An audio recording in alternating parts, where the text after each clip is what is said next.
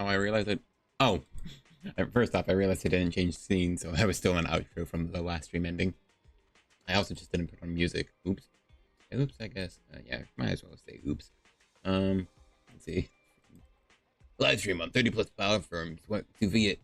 Okay, so I get rid of that line of text on the YouTube description. I think I heard that the top lines of text are very impactful are the most impactful for algorithm or something. So that's why I make sure to put Koleda in the top of it most of the times. We'll be doing Shiyu defense, just putting in tags and updating description and the game, because, Restream doesn't automatically have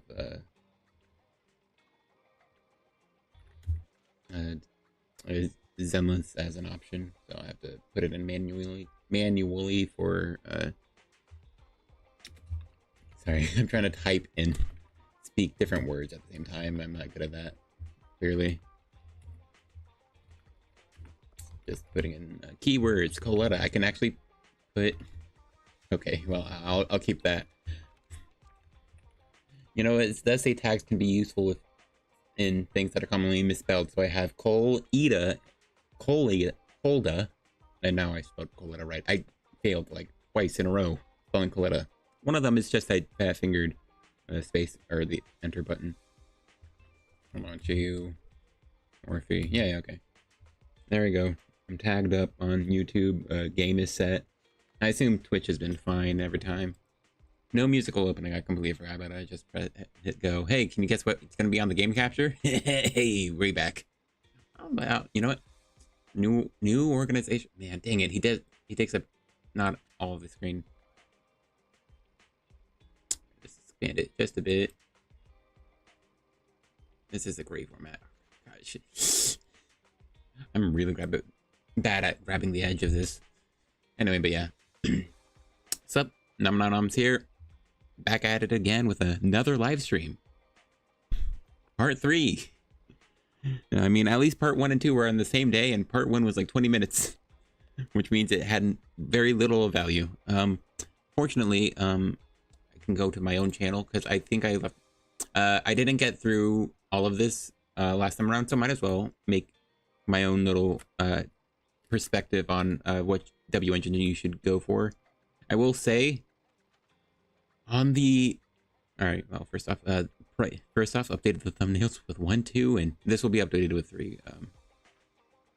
Also, I learned Restream has a stream information page where you can update your title, description, and thumbnail, well, like on the little docs in OBS. And on that page, I can change the thumbnail. But if I do the Restream channels doc and hit update titles, that one has a watermark, which I mean, I just won't engage with, and I'll just change the thumbnail, you know, at the start of stream like I do when I add the description. It is what it is. But, you know, it's weird to me that like one of the same pages for updating stream information doesn't have like the watermark they're forcing in, which is weird. But yeah, on this previous stream, I made sure to leave a comment with my own recommendations. Make sure mute. I don't think this is the case, by the way. I think they're just being nice that because no one chatted, which is fine. I have 6 subscribers. No one should probably be watching. Let's see. Also funny, I did end up seeing Jason stream, and he was talking with like a known leaker and a good one apparently, who's also good at the game, which is nice. And then also I Am Ravenous, who I also quite like.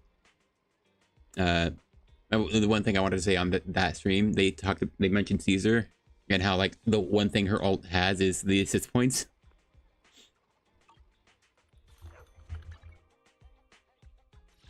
Did you call me?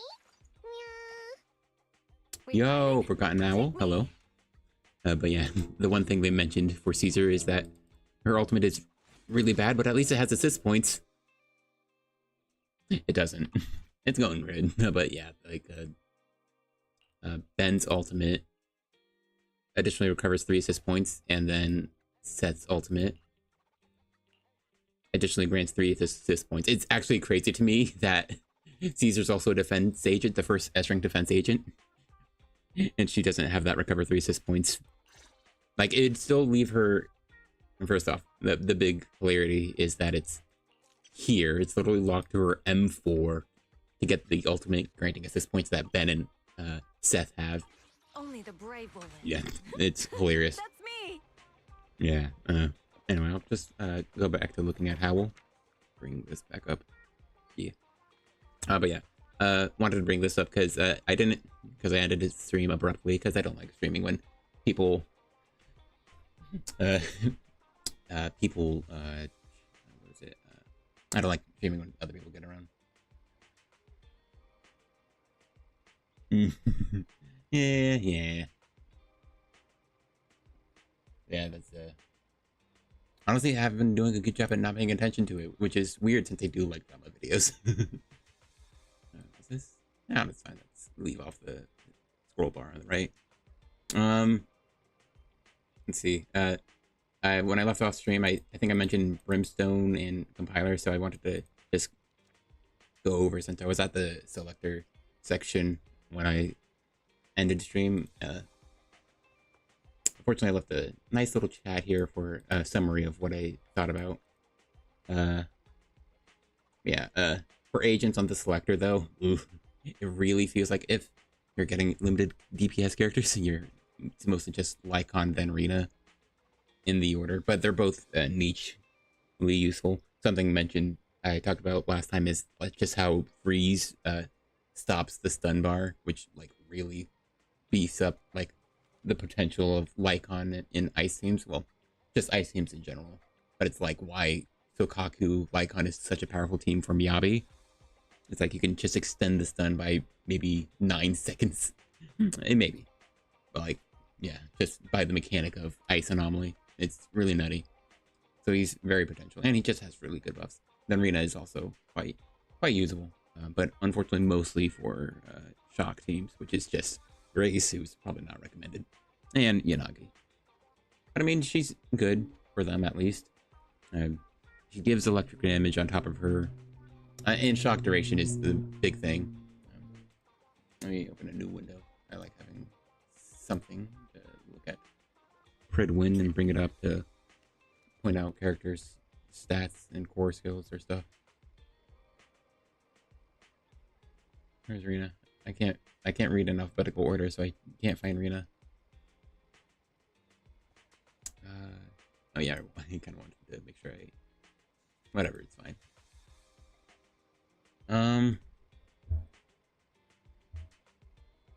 Yeah, Rina here. It increases shock duration by 3 seconds, which is really good for just anomalies. It's a 30% increase to disorder damage somewhat, which is not really true because there's a whole formula for it, but it's a nice chunk boost to disorders. Oh, so on top of the electric damage also during a shock, yeah, Rina's very good, especially with Yanagi, who auto disorders and has inherent pen. So yeah, it feels like they made Yanagi a perfect partner for Rina. Which makes sense if they're just going to make an overpowered support named Astra Yao to be better than her, even in that team. But, Rina's still a really good option for both of the electric anomaly agents. So that's the main reason I'd recommend her, and I wouldn't recommend her outside of that, unfortunately. Her M1's definitely good, because from what I played of her, seeing how it works, Drusilla and Anicella will only last on field for like 8 seconds, I think, is how much I counted, but I was counting vocally in my head, so that's probably wrong. It's like 8 to 10 seconds ish, and then they'll leave. So then you have to swap back to Rina just to reapply her pen buff, and it lasts as long as they're out on the field. Fortunately, I think both Grace and Yanagi are very efficient with that. I think it's very easy for them to do their things and even have a partner like Bernice do her thing, and then you swap back to Rina and then quickly swap back off after hitting like the attack button once.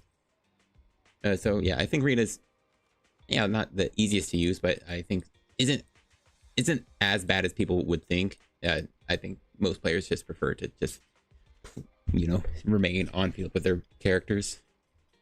I heard her evasive assist doesn't feel good this specifically, so I think you end up immediately swapping off of her to try not to use it if you end up using it, which is kind of funny. But still, yeah, she's not that bad. But you know, this is still a 30% increase, which is humorously not at full power because Rina needs 72% pen to get her maximum buff, but she only reaches 70.4% with her signature and Puffer Electro and pen 4 disc, so she actually can't get to her maximum buff. So this is technically less than nine more pen, which is funny. She also has a Mindscape 6, which is her only other useful one, which is unfortunate. It's literally at the start and at the end. It's only 15% electric damage, but you know, well, it's something. If you're at that point, like on that many arenas, I think it would be worthwhile to get M. If you're on M5 arena, probably get M6 if you use her with Yanagi and Grace. Yeah, but yeah. Unfortunately for everyone else, I think Mindscapes are pretty bad. From what we see of them. I don't need that playing, that'll lag me out. So yeah, like Koleda's Mindscape 2 feels really nice. I really like it, but I don't recommend playing Koleda. Like I play Koleda because I really like her and I'm a big fan of her, but I wouldn't recommend her if she's just like outperformed by A ranks, including Pulchra, which sucks, dude. My M5 Pulchra, the one who doesn't give a damage buff, was doing better than my M2 Koleda or Shiyu. But yeah, Shiyu a character who likes stuns, supposedly. That was just kind of depressing. Yeah, like Koleda's barely even Koleda's worse than Nicole for Evelyn, which sucks, and she's honestly not great for Hugo either, which is rough because like Hugo just Hugo just prefers buffing, so stunning fast is really good, but like other stunners or other even a support just buffs harder than Koleda. So like she only like really helps out if you have like a strong one like and lighter to help out Hugo, which is unfortunate. Like even like 600 more attack from having a second center in your team is kind of depressing. How it's not quite enough to make Koleda super viable, which just sucks because she's really fun even as a center. Like she just stuns so fast, dude. It's really cool, but it's just not good enough for the current state of the game, which is unfortunate. Yeah, freaking she has 70% stun damage multiplier only in stun. It sucks so much when Lycon just gets 35% stun damage on his additional ability. That's so frustrating. On top of just having 25% resistance down, which is weird because they're normally very like conserving with resistance down. Like, well, she gets it on Soldier 11 gets it on her M6, and then lighter is like 15%. Grace has resistance down on her M2 and it's 8.5%. It's literally okay, it's not literally half, but it's close to half of what lighter gives for fire and ice. It's so wild. Her M2 is so kind of really sad. Yeah. And obviously, like, you only get these DPS if you really like them, are gonna maximize them. If not, it's really hard to recommend. If the point if the point of a recommendation is to like help you get high clears and Shiyu, or high speed clears in Shiyu defense, or high score, or just 20Ks in Deadly Assault, it feels hard to recommend these two, or Grace, because you know Piper just exists as an option that outperforms her almost all the time. Like you only use Grace if you just don't have much options and there's physical resistant stages. But as long as you have like a Vivian or Bernice, I think Grace will work fine. But like again, that's using her for physical resistant content, not specifically electric weak.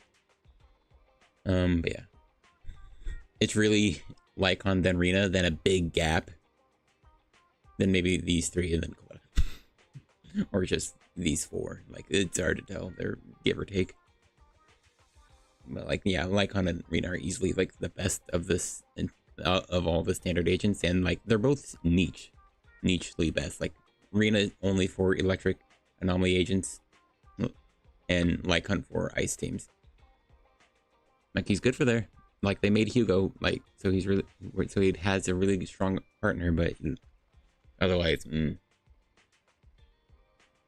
yeah, I just feel so sad about standard agents. Like they just have like terrible mindscapes, which is something I'm still consider suggesting as like buffs in the future. Not that we only get buffs through mindscapes, but that they make the limited or no, the standard agents mindscapes less bad. Because have you seen Koleda's M1? I'm pretty sure I tested it on stream, or I just tested it to myself, but I can confirm doing this combo, first off, it just means that you don't get any. There's no point in doing the combo at M0 because you don't get any boost. But at M1, the 1-2 combo using EX after the second hit is still just less days than using a raw EX, which it's like literally like 2 points of days or 2% of a days bar less. I'm pretty sure the number was like 35 to 37, or it was 34 to 36. I'm pretty sure there was like, so they're close at M1, but that just means just use the raw EX. It gives iframes. Like, yeah. So like, it's like literally the worst mindscape in the game because you should never be using it. Like the only reason it activates is because the 5th hit of a basic attack is a automatic cast of her special, so it counts there. But yeah. Oh, that's just so brutal. Like, ugh. And then her M6 and M4 are just DPS increases, which is like terrible. Because like, instead of buffing your main DPS by a lot more, you're dealing a bit more damage with Koleda, which is rough. Like I like them because I use DPS Koleda, but you know, yeah, that's why. Anyway, I agree with what I wrote down. Lycon if you have Miyabi, Ellen, or Hugo. Yep. Lycon if you have an ice character. Rena if you have an electric anomaly. Neko and Soldier if you like playing them. And you need adequate support. And Koleda if you really like her. Smile. And yeah. That's basically it. Why does it feel so good? I have seen that thumbnail. But yeah. For the W engines, I mean, much better options. Like well, not 2 of them, and maybe not the 3rd one either. Big one is probably never pull for the Stunner W engines. Unfortunately, I don't have a good way of. I don't personally have experience with them because I ended up getting Hellfire Gears early, and my main stunner was Koleda, and I didn't get another stunner that I actually used until. Who was it? Literally. Lighter, and because of Hellfire Gear's extra impact, I did use it on him quite a bit until I got his Blazing Laurel, which is just it's better than Hellfire Gear's. Oh, hold on.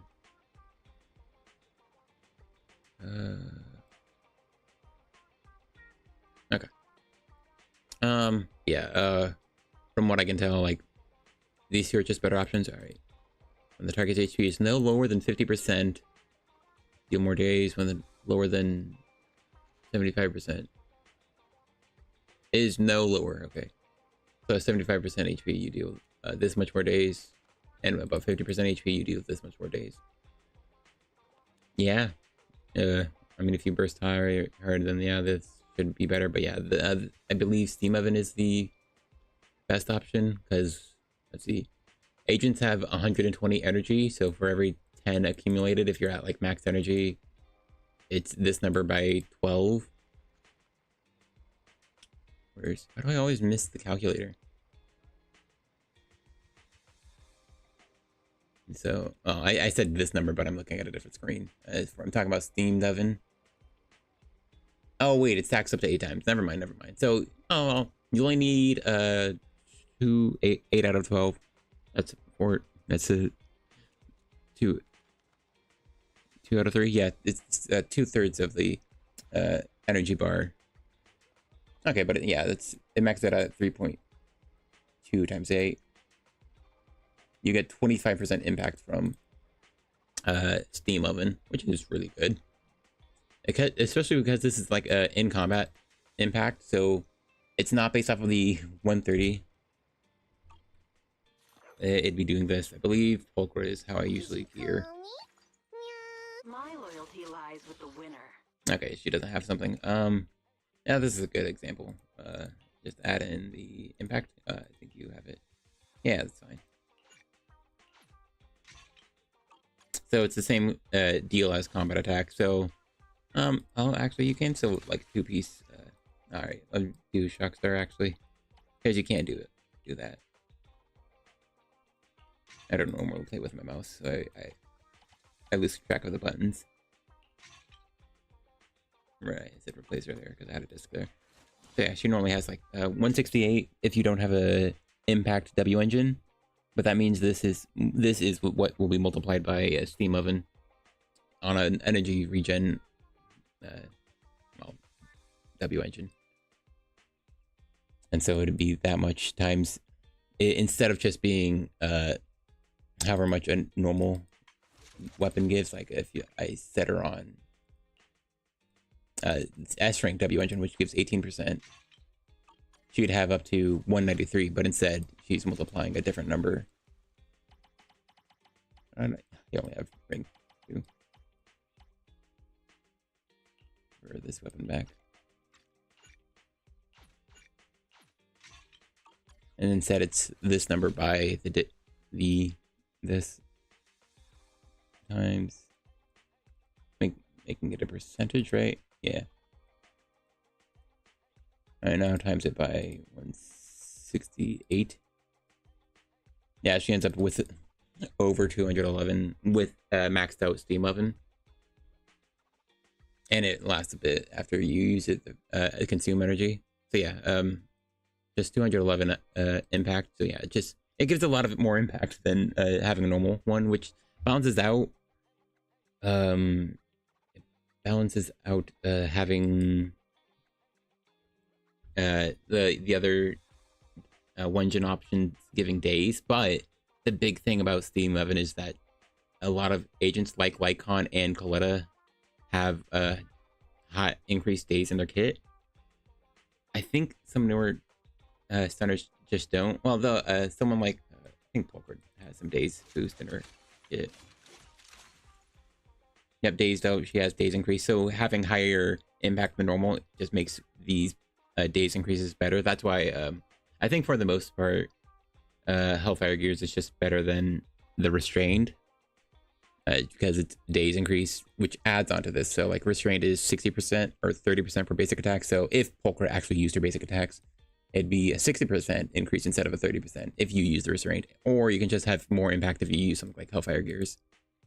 Still, you also just get higher impact with Steam Oven. Like, yeah, sure, this gives even more impact in some region when you're off field, though. Characters like Pulcra and Trigger's over here. Yeah, she's over here. Trigger, apparently their on-field attacks from their aftershocks actually block out that off-field region. So something like Steam Oven would actually give more, which is kind of sad, but it is what it is. Let's see. Clicking on things.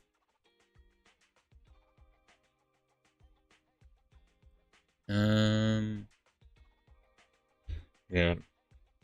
But I still wouldn't recommend either Hellfire or the Restraint, just because Steam Oven is a thing that exists. It gives so much impact. And a lot of characters have high innate impact, so you should just basically always be using Steam Oven. Just please don't take recommendations for the Stunner W engines. Just use the A-rank options. Unfortunately, limited time stun engines are the ones that give AoE buffs to your team. And so Hellfire and the Restrained won't do that for you. Like, the best argument I can see is Hellfire for Lighter, because that's the only way to maximize his buff. Lighter, actually, I should see how much he can get. I think I heard that with Steam Oven, Lighter can at least get up to, let's see, 186. I'm not swapping to 2-piece. Why do I not feel like just checking? All I gotta do is swap it. Yeah, that's fine. Oh, I don't think I have... I do have one. Okay, cool. So this is what his stats look like at its best with Steam Oven. The rough thing about Steam Oven is Lighter is a character who busts his impact rather than in any of his days dealt. So like Lighter or impact here. Which is actually kind of rough for him because it means like his entire whole days buildup is actually rather low compared to other agents. If he doesn't have like any days boost, which it looks like he doesn't. So Lighter's actually, well, unfortunately he's impact reliant because you need impact to increase the buffing of his additional ability to the 75%, which is the main goal.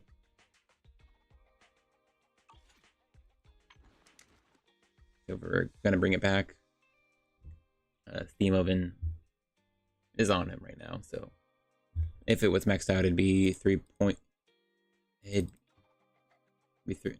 I don't know why I need to do 3.2 again times 8. I just didn't remember what that it was for some reason. But then you add this to the 20% Lighter gets from his core. Wow. Anyway, 1.46 times this is the maximum amount of he can get, but that's still pretty good, honestly. All Koleda's W engine does is get her to the rest of it. If you minus 1, I think it's like, hold on.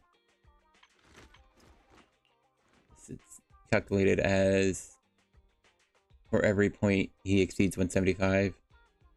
So first off, it's every 10 points above 170. I think it's very proportional because I'm pretty sure my Lighter misses it by like less than 1%, like less than 1 point of impact. My Lighter misses it by not using 2-piece Shockstar, and like he still at like 74%. So I think it's very proportional and not just a static 10 means you've reached the next threshold of 10. It's actually very proportional. Yeah, minus the 170, and this is his excess impact. So divided by 10.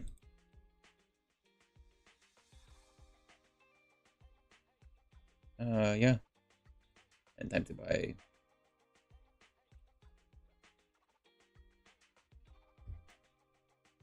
Sounds about right. And so 1.9 plus the 1.25 times the 20 hits. Yep. Yeah, right. So all that math was correct. With a maxed out Steam Oven, Lighter can still get 63% of his damage buff. So not using Hellfire Gears loses you on exactly 12 damage, 12% damage. That's not that bad. It's not the end of the world. It's not make or break. I think it's very fine to use a maxed out Steam Oven on Lighter. But Lighter is like the main option because this is still like team damage.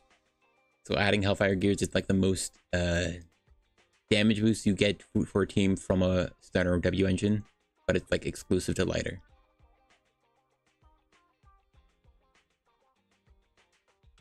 Otherwise, yeah, the other options suck. It's like Restrained is just worst impact, and yeah, like you get all that impact from just that's A ranked W engine, dude. Like it feels hard to like suggest going for. Gosh, I'm about to sneeze or something.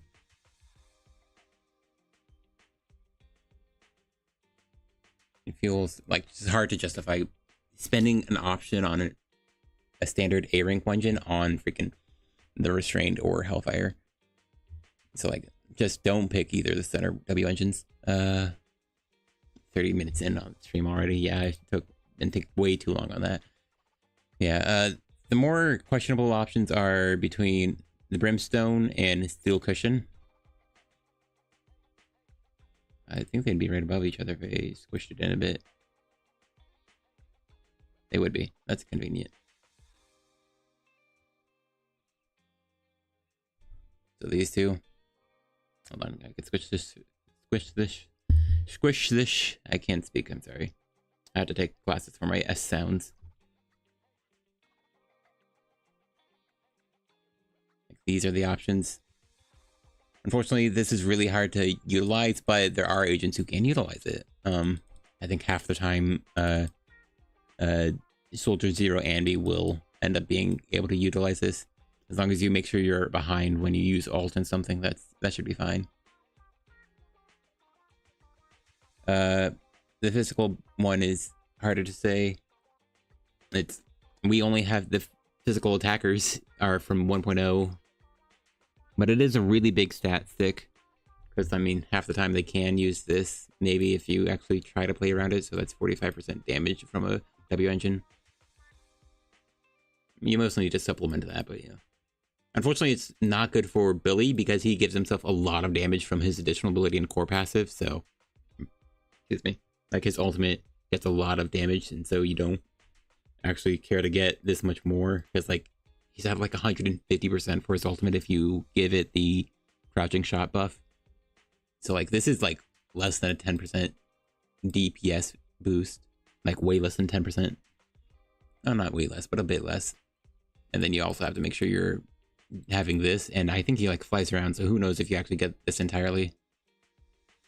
And so the main option for a lot of agents is the Brimstone, and a lot of agents can utilize this. Remember, people checked the list of agents, and like you just look at them, and it's very clear that attackers. She spams your special, so you actually wouldn't be able to use Brimstone. That's why it was mentioned for Steel Cushion. I think Corn does, because the effect is, let's see, how to do that. I'm gonna give some more space to look at the screen. It's basic dash and dodge. Corn does spam special a lot, but don't play Corn. So she probably makes use of this free damage boost on and the crit rate, because the crit rate will be on average way better than the 30% attack you get from Brimstone. It makes gearing a lot easier. Yeah. Let's see. Yeah, Ellen definitely prefers Brimstone because she spams dash attacks and basic attacks. And so the big thing about Brimstone is that you use basic dash and dodge attacks to get the buff, but the buff is an attack buff, which applies to every part of the kit. So that's a very powerful, like, just aspect to this W engine that makes it like so broadly usable.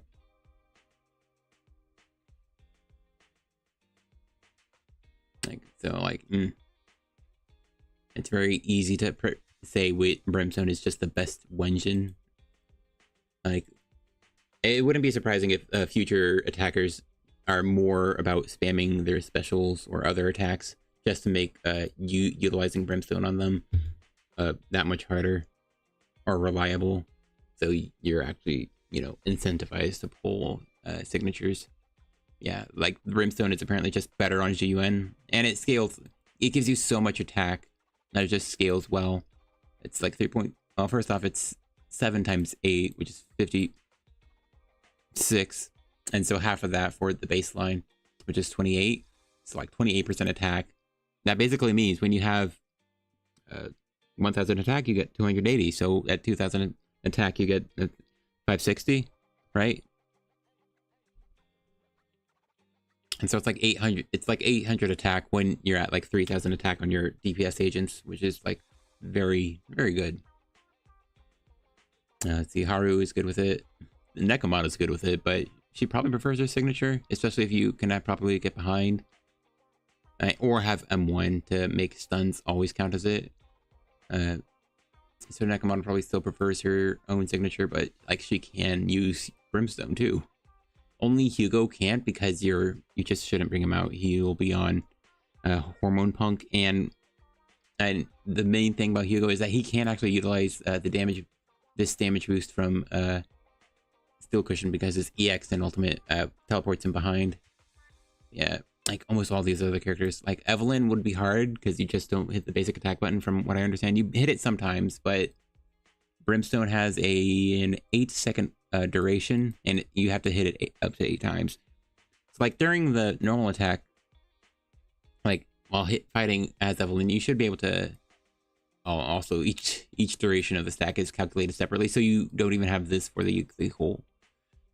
You don't like have this like as a whole 8 seconds buff. It'll slowly diminish if you aren't hitting any of these, which would happen with Evelyn because you keep swapping around and spamming chain attacks, and so your stacks will just end up falling off as the chain or as the stuns go, which is why it's not amazing for Evelyn.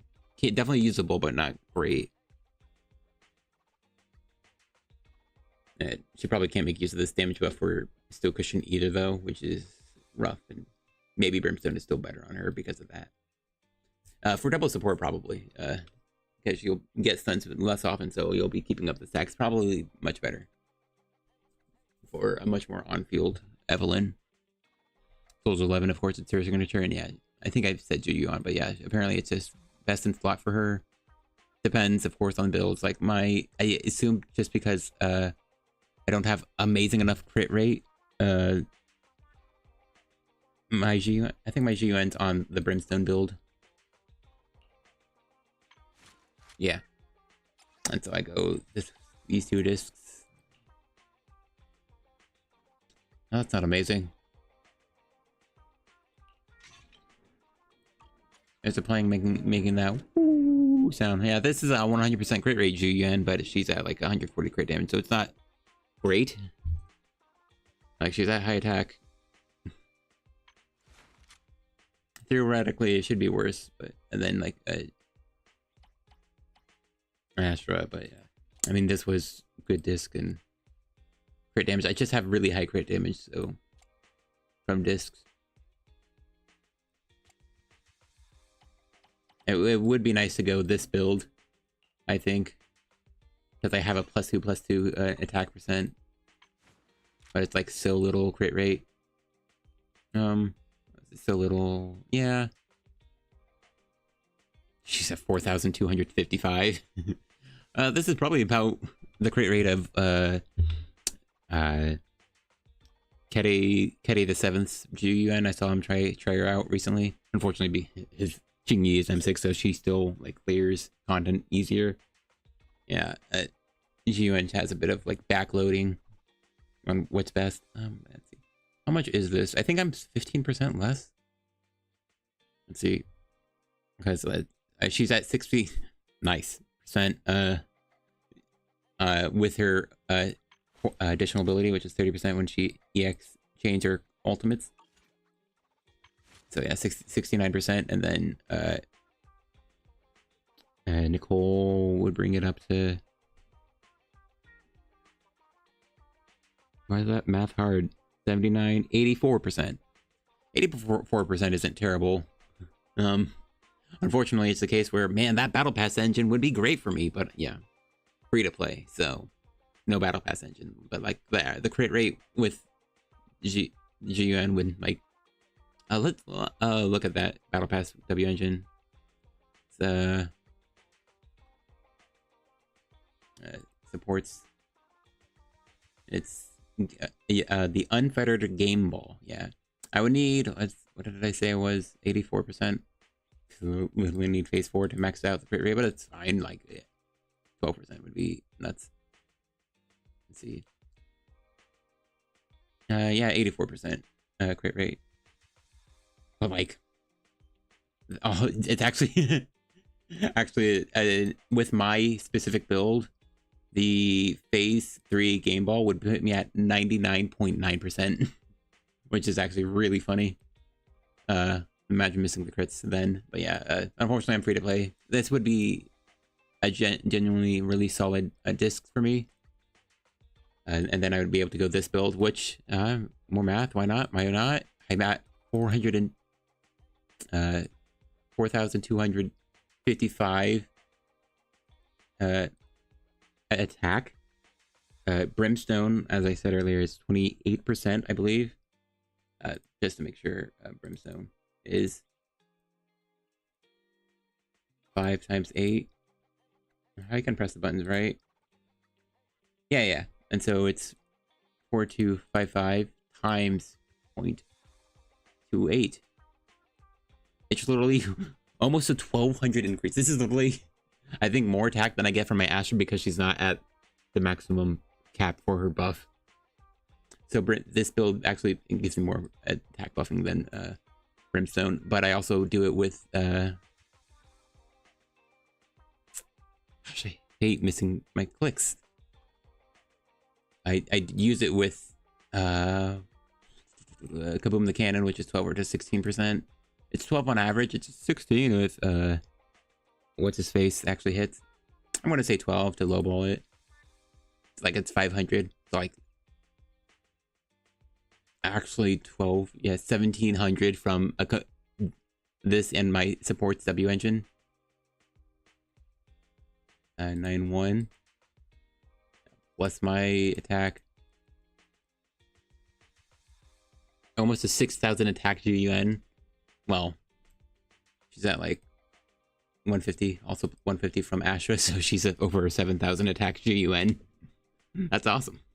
And it's ignoring the last like 4% attack increase I can get from Kaboom the Cannon sometimes whenever the Bang Boo attacks, which means, oh yeah, if you use Kaboom the Cannon and you're not on agents with like who count as multiple, like Rena or Lucy with her boars, it's probably best to use Kaboom the Cannon with an attacking Bang Boo. So, which is notable because Snap gives a damage buff to you, but he doesn't actually attack the enemy outside of his chain attack, which you often just don't want to use, right? So it's actually might be better to not use Snap over some other Bang Boo if you're using Kaboom the Cannon.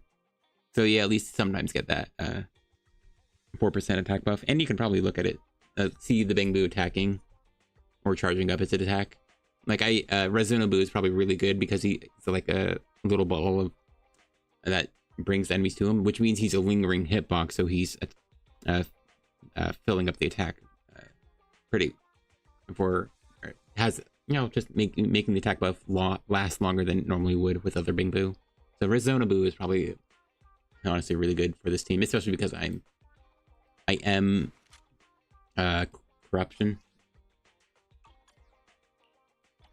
which is probably very important because I kind of need that. First off, so I'm actually at a baseline 166% crit damage, which is good. It's fine actually, but Astra brings it to. I'll pretty much always have the Astra buff, so it's 166 to 171, 191. All right, so I'm at 191 crit damage at a baseline, and then whenever the enemy gets corrupted, I get more attack or more crit damage, up to like 30 something percent. So like, because this is, I think I remember counting it, it's like 53% crit damage total maxed out. So yeah, with the disc set, which I really fix up my crit damage, which is something I really needed. Yeah, honestly, it's this disc, man. I just need an attack percent woodpecker. Sorry, I think I am going into a... Oh, sorry, I got excited for a moment. I forgot it was defense percent. Oh, defense percent. Oh, lovely. Pen ratio. Pen ratio might be best because I do use her with Astra. I mean, it looks great for Chingy teams, I think. Though I'm sure Hormone Punk is still better with, because it's Hormone Punk is slightly less attack than it's slightly less attack than what Brimstone gives you, but Nicole is just really great at proccing this. So also, man, I'm pretty sure because I think we'll get to it soon when they talked about Yishuan's corruption. 49 minutes is where I am, by the way. Remember for later. 此外，医生的能量槽也是破特性的代理。没错，贯穿力对敌人。That they showed her menu a different time as well, because they also showed her like what her unique attribute sort of thing is. Let's see here. 宜玄云亏山门主 S 级玄墨属性命魄代理人，拥有虚兽级实力的强者。发动术法，宜玄会调用身后携带的墨。Sorry, I just auric ink. Yeah, okay. That's really important to note because the wording and the color of it, you know. So her auric ink accumulates ink anomaly buildup and triggers corruption effect, and the corruption causes the target to suffer additional ether damage when attacked for a period of time. Okay, so yeah, this is exactly it. So like her unique, she's basically an anomaly agent. Her sheer force damage is basically just another form of anomaly. From everything I understand from reading this little paragraph. So that also means she should be able to use this drive disk set too, because it looked like she procced it pretty quickly on her own.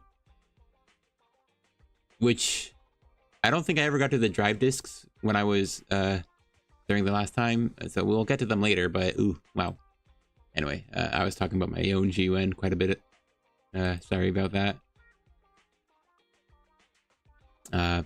Yeah, we were only on the attacker W engines. That's fine. Steel cushion and brimstone. Yeah, basically 90% of the time you will be picking brimstone if you use attackers, because the majority of the attacker class can utilize it quite well. And only a few more recent characters, to be honest. It's literally the last 3 attackers they released are almost feel specifically designed to not utilize it. But you know, at least Ellen's here, and if you got Ellen and not her signature, then definitely worth having brimstone for her with her buffs coming up. But moving on though is, I think, a more important W engine. I think one is that's being a little maligned by some players. The Fusion Compiler itself is a very strong all-around engine for every anomaly agent. Parent percent main stack, combat attack percent, and AP for using special or EX special. And it just scales very good with having good stats. And that's basically all there is to it. Just making sure I didn't misunderstand. Yeah, it's special attack or EX special. So you don't need energy to get the AP buff from Fusion Compiler. It's up to 75, so it's not, I mean, sure, it's not amazing, but that's honestly pretty standard. Like Flamemaker Shaker gives 50 anomaly proficiency up to 6 times. Okay, so Flight of the Fancy is 120 AP, but it's also only AP and anomaly buildup while being an AP main stat. So it's like, all right, it's on the character who loves AP, of course. Storm Shrine is different. Hers is AP main stat, and so it's honestly still comparable to this, right? Now you have to see if this is worth what is it? 36% physical damage and this build-up boost. Probably, yeah, better than the pen and its combat attack percent. Still, also higher base attack because it's a limited W engine. But then also, Time Weaver is also a 75 AP. Just all build up for its main stat, but also damage multiplier. But I feel like that's all very comparable to what we have here. It's combat attack percent. So if you have good combat stats, I think my Piper I feel very happy with. She has 2789, but you know, dang, that's dishonest to go there. I have, honestly, yeah, give her this. I clicked the wrong button, I'm sure.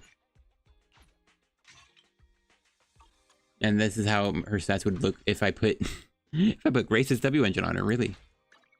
Yeah, I mean, it has the same base attack as Grace's, right? And so my Piper would have this much attack, and that attack is what will be multiplied by Fusion Compiler's little 12% here. 2531. 531. Yeah. And then you multiply it by the 1.2. Yeah, she's getting 300, like 303 attack from Fusion Compiler just by having it on her. That's pretty good, I think. And that ignores the extra AP that she could get. Which, I mean, of course you should compare it to Roaring Ride, because Piper has one of the most efficient W engines for herself. But it gives only like 8% more attack to herself. It'll definitely give more AP. No, actually, it gives less AP. The big thing is that it's missing on the build-up rate. But, oh well. I guess it's worth knowing it's an attack percent main stat, but it has lower base attack because it's an A-rank W engine. And lower attack percent here. So even though that should give more attack, it gives less AP, and it's a pen. And the big thing about Piper is that she gets a lot of damage, so I talked about it a lot already. 35% here, 10% from the thing metal, so it's 45% total, on top of having 18% here. That's 63% damage without a buffer. But with a buffer, Piper just always prefers pen ratio, which is kind of nutty. And it's basically to say, if your characters already prefer pen because of how much stats they have, Fusion Compiler gets like that much more valuable on them. So I think it's still a good option. Awesome snapshot of the number 8.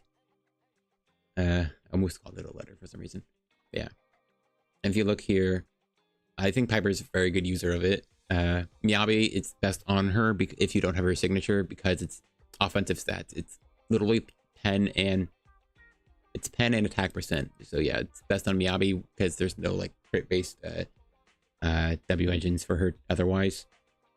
Well, there's no crit but W engines for her aside from her signature. Bernice can definitely make use of it and stack it quickly. The big thing is that it's 8-second duration, but the text calculated separately. Okay, so it's the same issue as Brimstone. Obviously, it's Grace's weapon, and it's very good on Yanagi because you already want to use her normal specials to make sure you're keeping up her buffs. So Yanagi, it's the insane for. On top of being a pen ratio on someone with an 10% pen. So it's like great on like at least these 3 agents. Like Bernice is still good on, you just need to be good at quick swapping to her. Which isn't so bad, especially if like you use these 3 together and then have Rena. I have Bernice M2 though, so it's even better for her because that's a pen ratio buff. Her M2 is to 20% pen when you attack an enemy. And then Jane, it's harder for me to say because I don't have Jane. If you're capable of proccing Jane's normal special very quickly, then I'm sure it can be excellent. I feel as long as she doesn't like feel interrupted by hitting normal special. That sounds awesome on Jane too. Like the only thing it's missing is build up rate. The main thing. Oh, I don't know why I closed that, by the way. The main thing is you need 375. You need 375 AP to make sure this hits 100% all the time. So she always crits with her special, and her passion state. If you have up to 420 AP. Okay, I see. Raises her attack. I thought this was build-up rate. Oh, that's weird. Anyway, that makes more sense. She gets... If her anomaly every 2 points is 600, so I believe this was 420, right? No, because it's half of this, so 300, yeah, plus this, yeah. You need 300 more AP after exceeding 120 to get 600 more attack, yeah. So if she gets up to 420, she gets an attack buff, which is pretty good. So yeah, it is disc reliant. You unfortunately do need good like rolls generally, but like it still feels like a very powerful static ball of stats. Obviously, it's a lot less AP than Weeping Gemini, which is the problem. They made a W engine that gives like 186, I think. No, 184 AP. It's kind of insane. but it has worse stats, you know, which is why something like the Fusion compiler is so competitive, or just outright better. Still though, you know, if you Weeping Gemini is very good.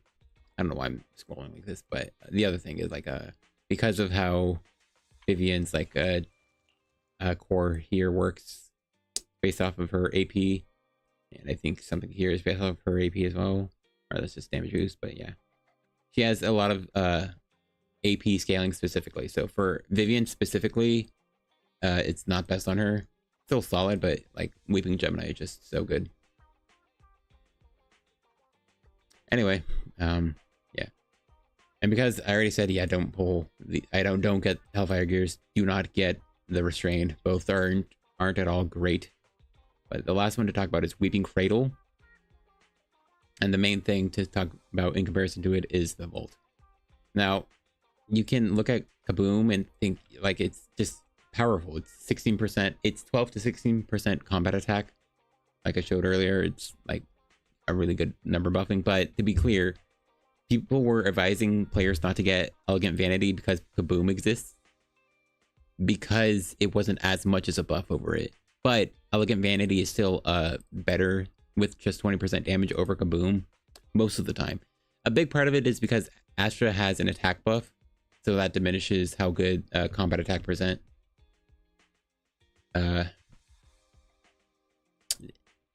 It just diminishes how good a combat attack percent is with Astra, or yeah, from Kaboom is with Astra. But that's only 20% damage. Weeping Gemini is 10.2% or 20.2% damage. all right, it's not that much better, but it is comparable, and that should explain like why like Kaboom isn't like as amazing. It's really good, but you know, obviously you probably shouldn't get Weeping Cradle. Well,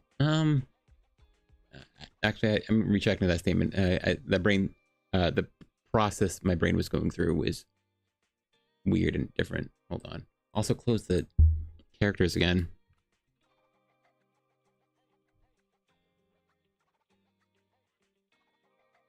Get out of here. The big problem with Weeping Cradle though are the options. These are the support agents in the game. From what I understand, from looking it up, Lucy's Boars do not proc Weeping Cradle. Kede, last night's stream when Kede was going over these, he talked about having it on Lucy, and it's definitely great for her because it's a good offensive stat. It's the only offensive support weapon, and Lucy deals good damage, especially with someone like Lighter. You would build Pen on Lucy anyway if you use her with Lighter, and because that's just what's optimal. So like putting Weeping Cradle on Lucy just makes her deal more damage, you know, and it's a S rank W engine, so it has more base stats, but 60 more base attack than the other options, and it still gives her off-field regen to supplement the lack of energy regen. So yeah, it's good on Lucy, but it's not good for buffing the team on Lucy because just the boards don't proc it, which is unfortunate, and it takes time to ramp up. It's only at the maximum buff. Clicked off of it again. It's only at the maximum buff after 3 seconds, right? I think that was the calculation. Because it's this times 6, right? Oh, actually, probably not. It's hold on. It's 10.2 divided by 1.7. What the heck? What the heck did I click? Right. 2 divided by 1.7. 6. Oh, never mind. Yeah, it's exactly that. You need 6 procs of it. It procs once every 2 seconds, or it increases once every or twice every second, and it only lasts for 3 seconds. So it gets to its maximum value as it's falling off. So you need to, unless you're hitting it multiple times over and refreshing the duration. So yeah, I mean, you can attack like after Lucy and within that 3 second window, but you you have to be playing really fast, and it's like only for stuns with Lucy. So like despite what Kete says, I think the answer is anyone who watched Kete the 7th needs to like know it's not actually good for Lucy. He didn't explain it. I think he just missed the comments in chat talking about the Boar Sprocket or the Boar Sprocket, because that would be, if you say Weeping Cradle is good on Lucy, you assume the Boars can proc this, but they apparently they can't, and because oh, all right, fine. Where is she? A big thing is Mindscape 6 of the guard boar's attack. Saying it's damage based on the guard boar's attack feels like this means this is their hit, meaning if that is the case, that just means yeah, they don't, if they don't proc it normally, her M6 wouldn't proc it either. So like this is not great for Lucy. If that's the case. I don't have Weeping Cradle, unfortunately, so I can't test out the effectiveness of it, but it sounds like it seems like by all accounts it should be pretty bad for her, which is unfortunate. It's good as a stat stick to increase Lucy's DPS, but not like for actually buffing your squad with Lucy. Unfortunately, the same goes for Astra. Also has issues. She can proc it like pretty often if you quick assist with her or defensive assist, but from what I understand, Astra counts as all on field, so she doesn't get this regen, which means you're just not having any W or any regen on her, which I mean is the same case for using Bashful Demon on her, but you know, it's, you know, to be honest, Kaboom in the Cannon I feel is often outperforming Bashful Demon despite my despite not being a 4th agent to proc the whole buff, but and despite my Astra not having her maximum buff with Kaboom. Still, she, as far as I can tell, like having this extra energy is really good for Astra. She does attack several times with her tremolos though, so like because of the way she attacks, she would very easily and let you have some of this maximum buff. And then Sokaku also has the similar issues. She doesn't really linger off field when you swap to someone else. So, I mean, as she's attacking and giving you the buff, she's definitely having it at max when she's swapping back into you. But yeah, basically, if you're going to use Rena's W engine, it's on Rena herself or Nicole, because that's a big thing to note. First off, it gives 22.2%, or no, 20.2%, like I said. Nicole's is 24%. All right, it's just weaker. But Nicole's lasts 2 seconds. Weeping Cradle is 3. That's an extra second. And the important thing to say is attacks from the equipper. Nicole's is only EX special attack, chain attack, or ultimate. And so it aligns with all of Nicole's gravity attacks.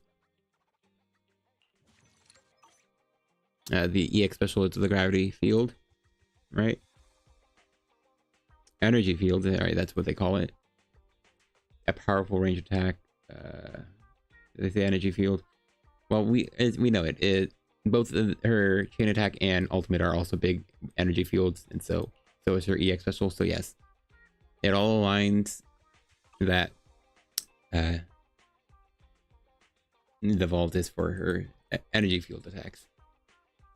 But it also only lasts for 2 seconds, while Weeping Cradle is 3 seconds and for everything. So you can quick swap to Nicole, and you will be getting at a baseline this buff, which is half of the whole buff, and it will ramp up to this one while you swap back off to your DPS.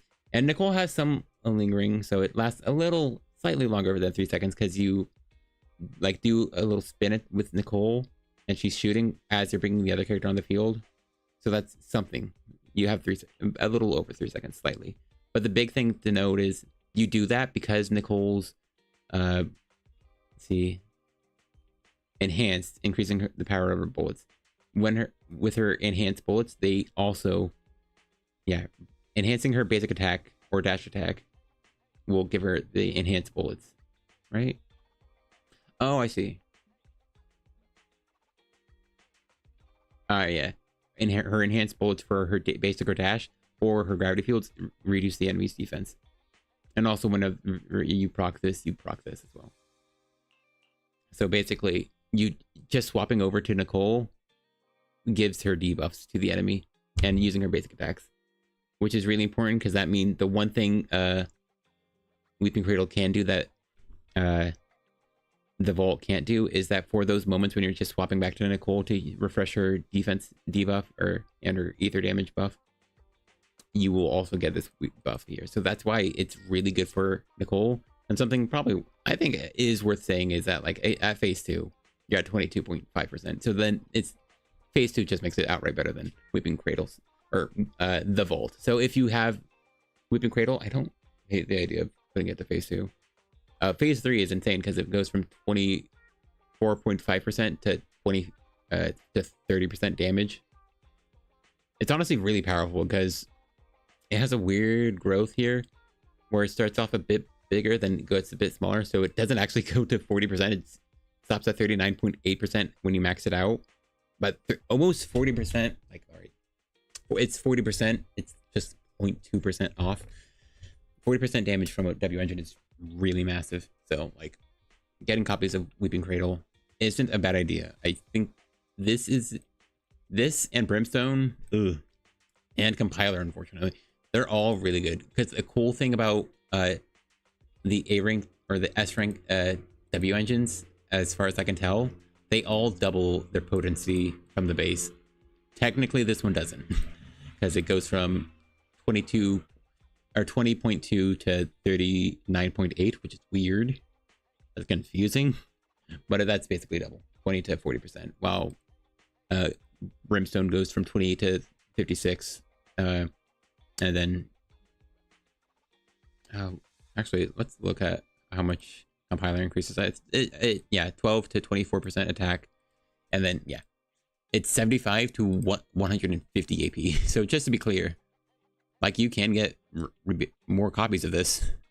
You can't just get more copies and like what you're 34%, you're 34 less AP when this is maxed out than a Weeping Gemini. You also get 24% attack on top of the pen. That's massive. So that's something that I also think is underrated and really wanted to mention. You can just get more copies of a W engine, and that just makes them more powerful. It was 49.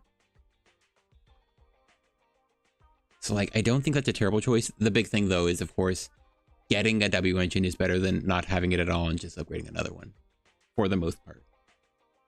So that's why it's a tough choice for me, because I actually do want both of these W engines. This one is probably the most value for me personally, because unfortunately, first off, this got nerfed. It's just nerfed. It's just worse. It's so sad. However, I have Bernice's M2. Well, it doesn't really matter if I use Grace, because I would put Time Weaver on Grace over everything, even with Pen, which isn't this build or building great at all. Actually, my poor Grace is stuck with the sucky build, but also my attack is much lower without Time Weaver. I don't have great attack stats, but yeah, still good Pen. And if I can just get better attack, I would also not be reliant on this, just by the nature of Time Weaver's effect, just to make sure if this were to run out, that I could still use it. But I mean, maybe I'd still prefer to use. I forgot how disorders. Who's best to have a Time Weaver? Because I think there's a chance that it's supposed to be on Piper. Freaking Piper is here because she still doesn't have. I didn't put a Wenjin back on her. Anyway, that's fine. I'll do that so I don't forget it. Yeah, all that to say, yeah, for my account, that's where I was going. Since, yeah, basically the overview is over. Don't get the center Wenjins. You probably shouldn't get Nekomatas, except for Hugo. I think it's really mostly Hugo. If you have Hugo M0 to M1, definitely get, and you aren't getting his signature, definitely go for Nekomatas. but otherwise, yeah, it's Brimstone and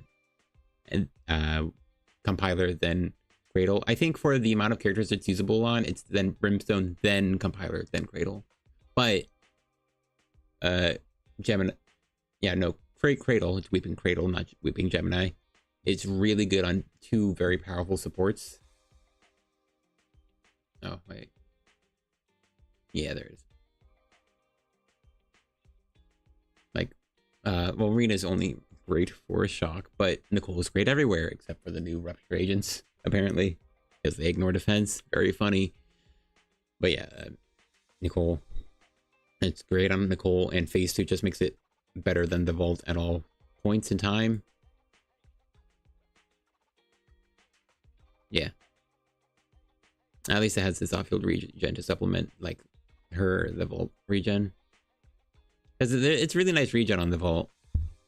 So it feels a bit bad to lose it, especially since it's a energy regen Wenjin. Still though, this is just really good. So it feels like prioritize this, and then this on your based on your account though. If you don't use attackers, then why would you grab Brimstone? If you don't use anomaly agents, why would you grab compiler? You should probably be using Nicole. So it's probably not a bad idea to grab this Gemini. But if an attacker comes out and they like Brimstone, it'd be bad to go without it. And it's just nice to have an option like Fusion Compiler. Because I mean, they could make an agent who quite likes just having it. But anyway, that's my thoughts on it. But yeah, for my first off, yeah, I'm going for M3. I have to freaking click on it here. It's just days in damage, but it's like, honestly, M3 and M5 are a better DPS increase than M4. That one just feels terrible. Yeah, I should get M1 Rena. It makes her easier to play, which isn't a big deal to me, but it's something. It also gives her a bit more pen, which is something, especially because I use her with M2 Bernice. But yeah, for the W engines, it's really rough. It would definitely be hilarious to maximize Brimstone further. And it's overclock, yeah. Because 4.4. 4.4% attack. Wait. Yeah. It's 0.9% more attack. You know. I mean, you can just know how much that is, though. 0.9%. It's like 400 attack. Add this build. Wait, not 400, 40. It's like 40 more attack. That's... Would that be right? 1% is 40, yeah. Oh, wait, sorry. I read it wrong. It's 40 times 8. Alright, well, that's actually a lot bigger. Why'd I put 80? Wait. Yeah, so phase 1, really? That wouldn't make sense. No. I think I'm doing that wrong. Sir, first off, 40 times 8? Wait. 255 times 0.009, I'm pretty sure. Okay, well, I guess it just has to be true, right? One more phase on Brimstone is 300 more attack. If you just have over 4,000 attack on Zhiyuan or just any DPS who can use Brimstone well, another phase of Brimstone is 300 more attack. Not bad. I mean, what I think this is the same thing from earlier, right? I mean, to be clear, it makes sense. This number doubles when you after four really. I mean, that should be the case. Maybe I counted wrong. 0.28.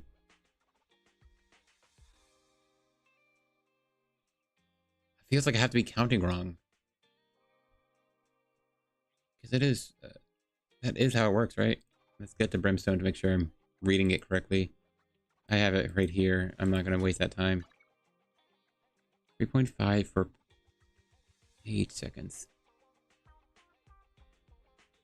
I mean, I'm pretty sure how you would read it is 100%. No, sorry. 100%, 10%, 1%, 0.1%. Yeah, that's how you read numbers. I'm just refreshing myself on that much. So it'd be 4255 times the 0.0. Yeah, and then 3.5%. And then you times that by 8. Yeah, that's the number. Really? And then 4.4 times 8. 35, right? Right. And 55 times the 4.4. That doesn't seem right. Wait, first off, no, that's 44%. My bad. I don't know where that came from. Times 352. Yeah, it's just 300 more attack. Has to diminish in a way. Wait, let's go look at it. Brimstone, how much do you increase? Increases by 0.9 here. Increases by 0.8 here. Increases by 0.8 here. And increases by 1% here. Okay. So the first phase is actually bigger than the next two phases, but the last phase is the biggest jump. That's a weird way to do it. But yeah, all right. Well, if you are going to do something, might as well do phase 1 Brimstone. It should just double, right? Maybe I have a bad brain on how much doubling looks like. I guess that should make sense. This isn't going from 1,000 to 2,000. It's going from 1,191 to like 2,300. Yeah, okay, that makes much more sense when I brain it out. It just looked wrong for me, and so I was screwing up. Still. 4 more copies of Brimstone is 1,000 attack. About. Alright, with a very high attack build. Hey, no. Stop. Okay, I did this thing where I shook a window and it shook everything. I mean, that's really good, man. Honestly, you can do similar to things like or things like anomaly. I mean, this is much easier to calculate. It's almost a quarter, so you can mental math it. It's like at 240, 480, 700, 720. Listen, so close to 700 with a maxed out fusion compiler on my Bernice. No, okay, well, that's dishonest because she has an attack percent here. But my Piper, though, I remember she was like 2,500 with fusion compiler, right? I don't know, doesn't sound that bad. Yeah, I mean, with that, I mean, the ball stats just get so much. I guess it's worth saying, even though you lose the build-up rate on Roaring Ride, which mine is only phase 4, by the way, so it's not even a maxed out Roaring Ride.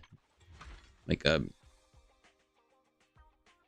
it's just more AP and more attack. More attack? Yeah, I think it is more attack. Because it's an attack-based engine, it has lower base attack, and it gives combat attack. It gives slightly more combat attack at the base amount, to be fair. No, not mine, though, because mine is phase 4, so Fusion Compiler would be even more of an upgrade, because you need a phase 5 Roaring Ride for it to have more combat attack than Fusion Compiler. Gosh dang, it's a really tough choice. It'd be really funny to maximize Shiyuen's attack really high. I just want better crit stats, man. It's these two that are killing me. I think this is... Nah, but man, I needed just a better one here. What are these? These both suck, man.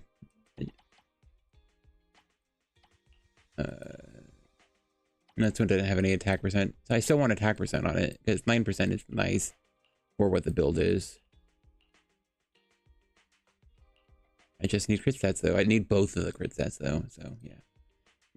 This is nice AP stats. Yeah. Ugh.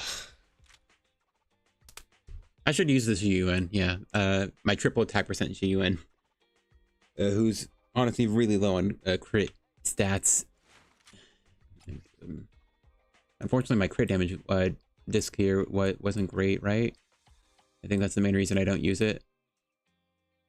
And my crit damage, oh, I mean, that's 9% with +1 crit rate, but it's less crit rate than my attack percent one, which is the rough part. Like, you should aim for 1-to-1 crit ratio, apparently.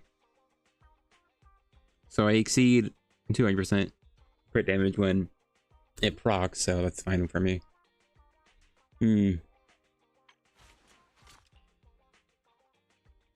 just gets so much damage, like even 40%. I was over this when I used Koleda. Because I used Koleda with Astra Nicole, the wheelchair comp, as people like to call them. I used them together to finally be able to 20k the notorious butcher with Koleda. It's basically this build too, right? Yeah. Attack percent. Swapping to attack percent is what saved me. Partially because, yeah, Kaboom the cannon is combat attack, so this was 12 to 16% combat attack. But then this whole team just gave me so much damage, which, man, base 4 on the vault as well. At least I got that Bashful Demon, though. It maxed out pretty well. It feels bad, though. I kind of only use this for Astra, and I still don't love it on Astra. I just use it on Astra because I haven't leveled up my other Kaboom the Cannons for my other supports. Still, though, they gave so much damage. Like, even though Nicole doesn't give this damage boost, like, she's still 22 plus 15 here, and then, yeah, adding it all up with the damage boost Astra gives with Astral and herself, it's like 81% damage to Koleda, who has 2 pieces of this, so she was at 91% damage on a non-DPS agent. That was insane. So yeah, having a high attack, like, or first off, Shiyu as an agent with, first off, also having a 2-piece with damage boost, but also has a big 40% damage on her basic attacks that have a good modifier. It's like, yeah, the third hit here is very strong. Like, and then that's ignoring the even more damage boost you get during stun.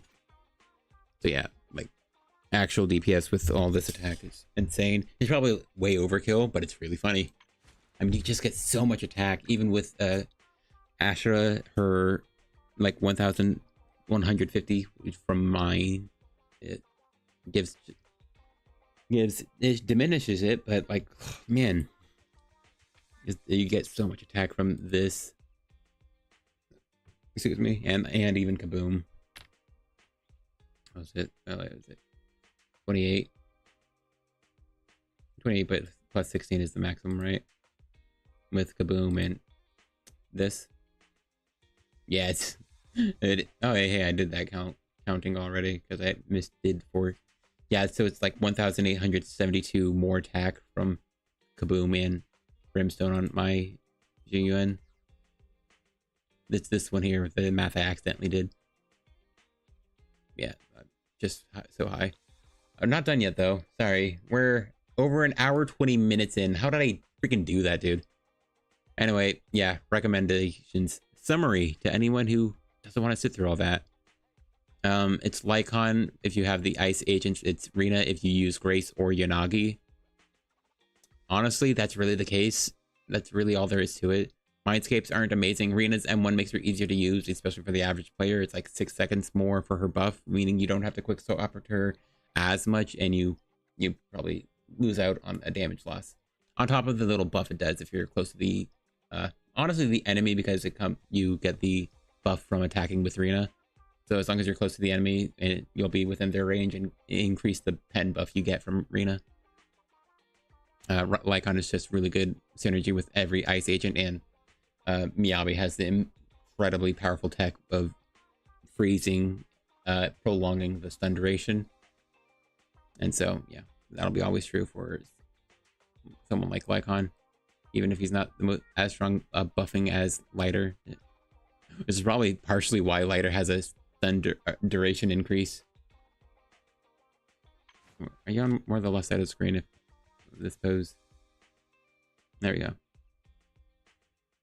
Yeah, Grace, if you have Bernice or Vivian, to be honest, I wouldn't really use her specifically as a electric DPS unless you have Vivian or Bernice, and honestly mostly Vivian, because a lot of electric weak enemies are fire resistant, which diminishes the value of the Bernice comp. But you know, still, those are her two best agents. Otherwise, she's a very underwhelming DPS.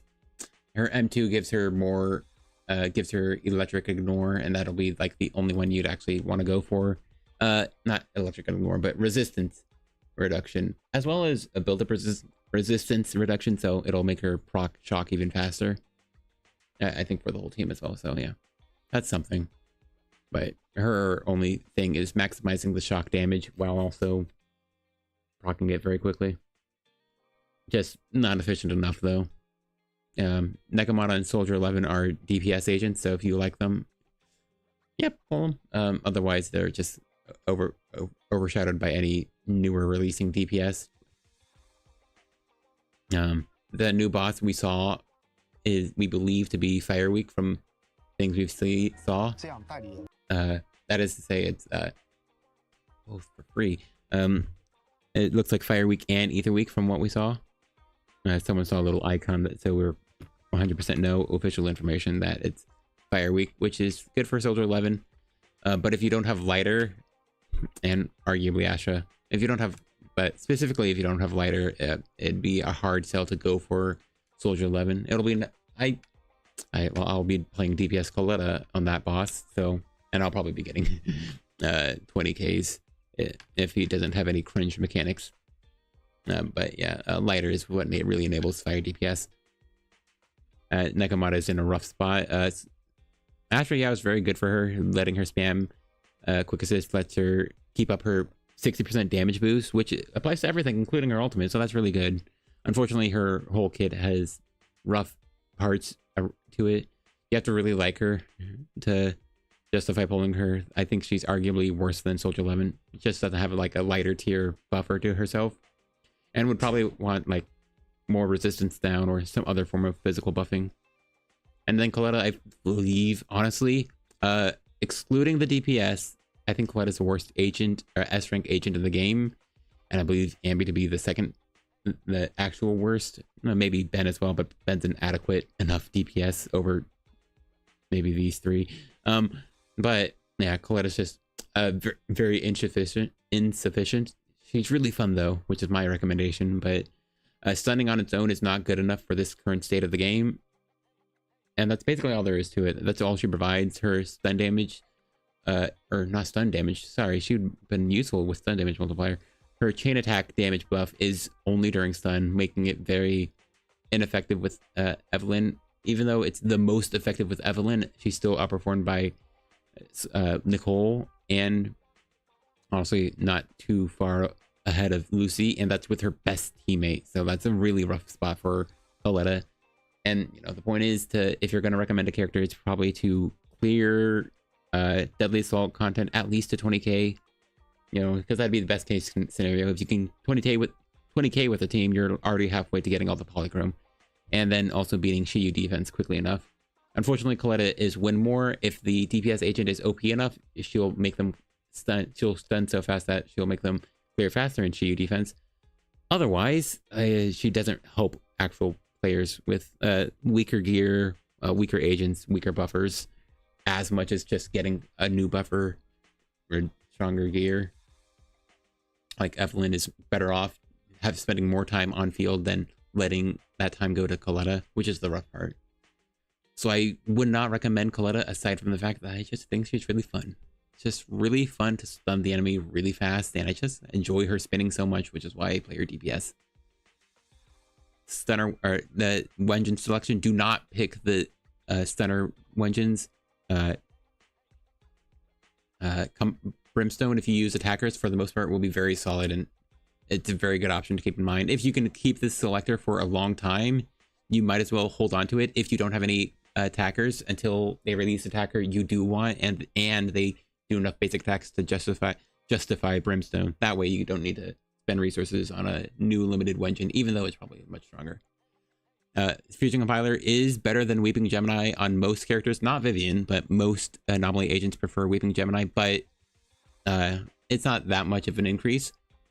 It scales very well if you can get good gear, like good attack rolls and good AP rolls to, you know, supplement the lower AP it gives than Weeping, but it gives like way more attack on top of having a pen main stat.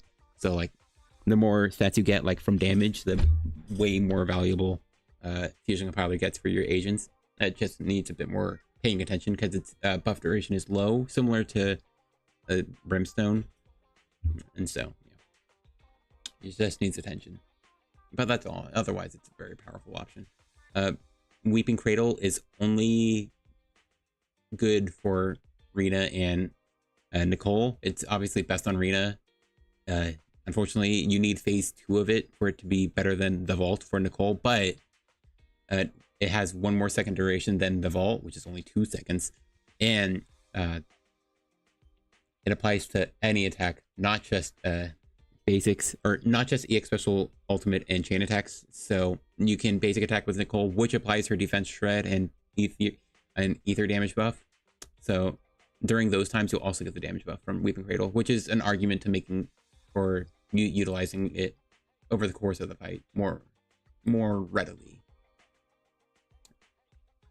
And at phase 2, it's just better than the Vault. So if you like the idea of pulling for phases, which is the other option here, we'll get to that after.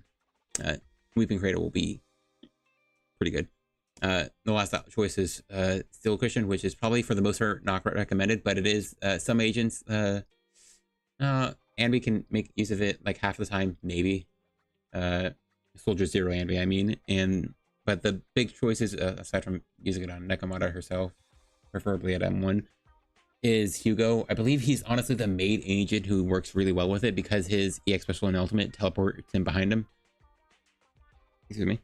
So what, M0 or M1 Hugo, I would definitely recommend Steel Cushion if you're not getting his signature W engine, which is an understandable thing to do. So Hugo specifically, I recommend Steel Cushion. Otherwise, it's the Brimstone. There's also the thought to pull for phases of them. I mean, especially because you don't want to get the center Wenjins.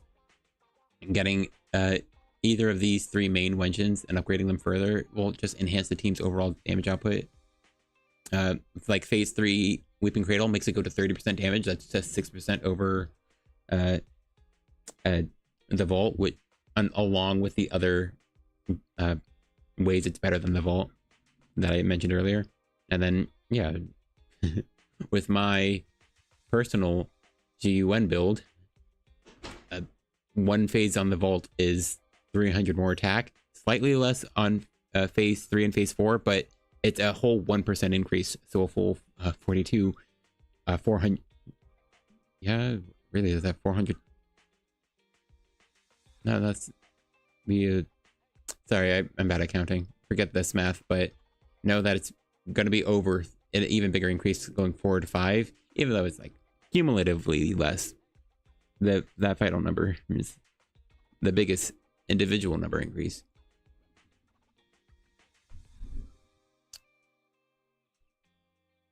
Even a small break. Who knows if I download and record this? Probably not. The stream is so long. But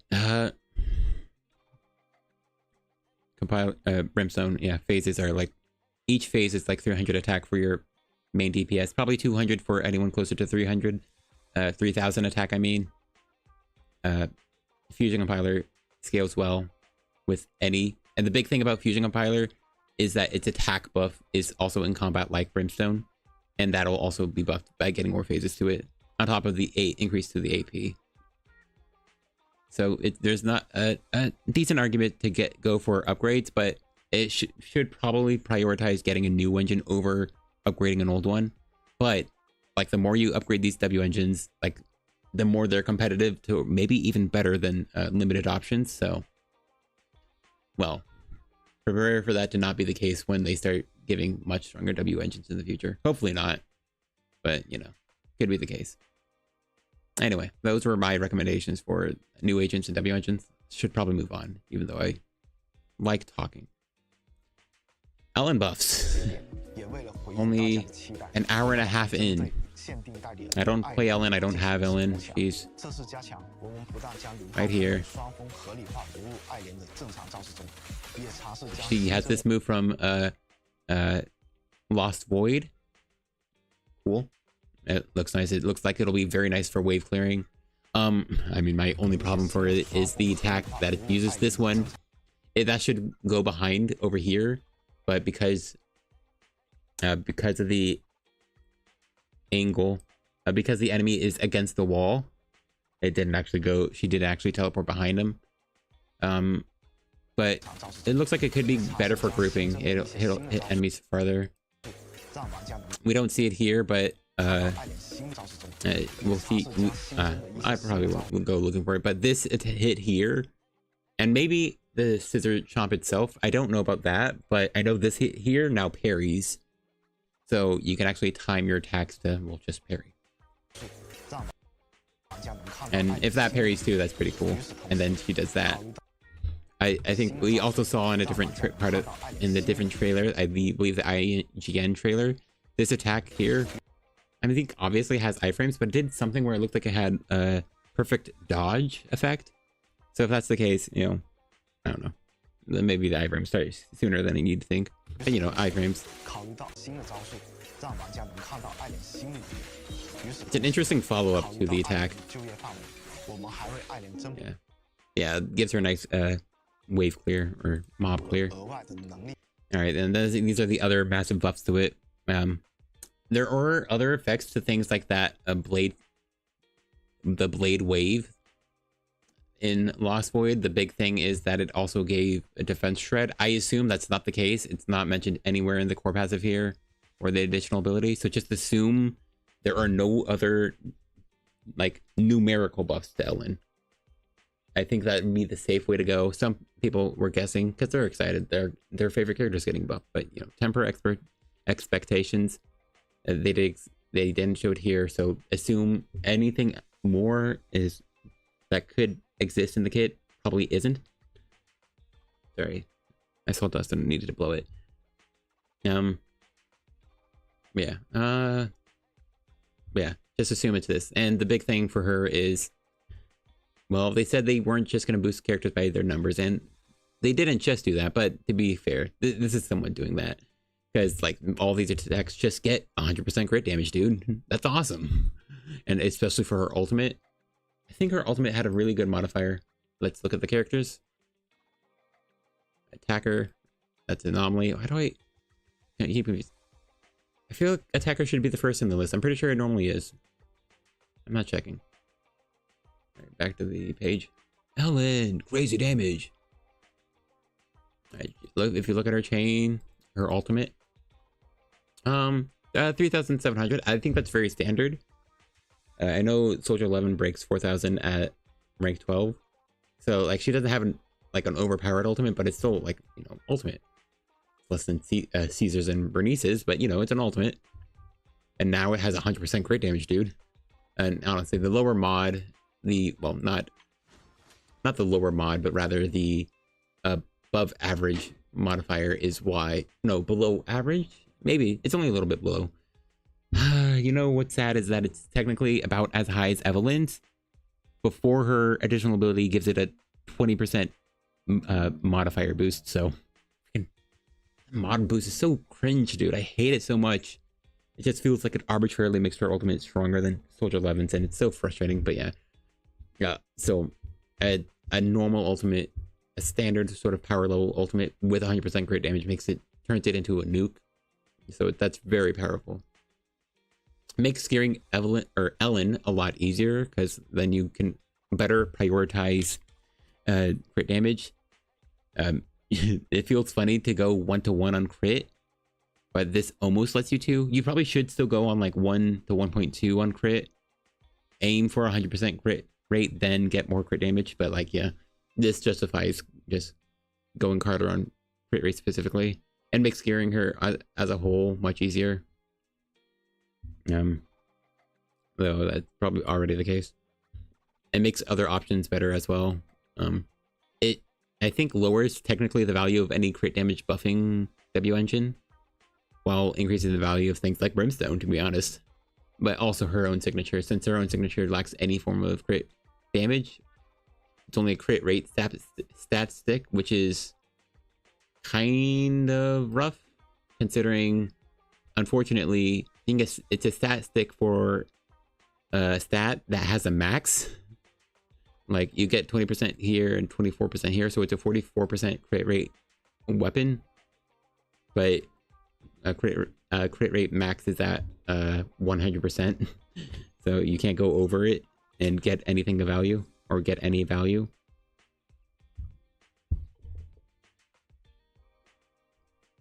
Nice and warm. No, actually, that was pretty cool, but nice, cool tap water.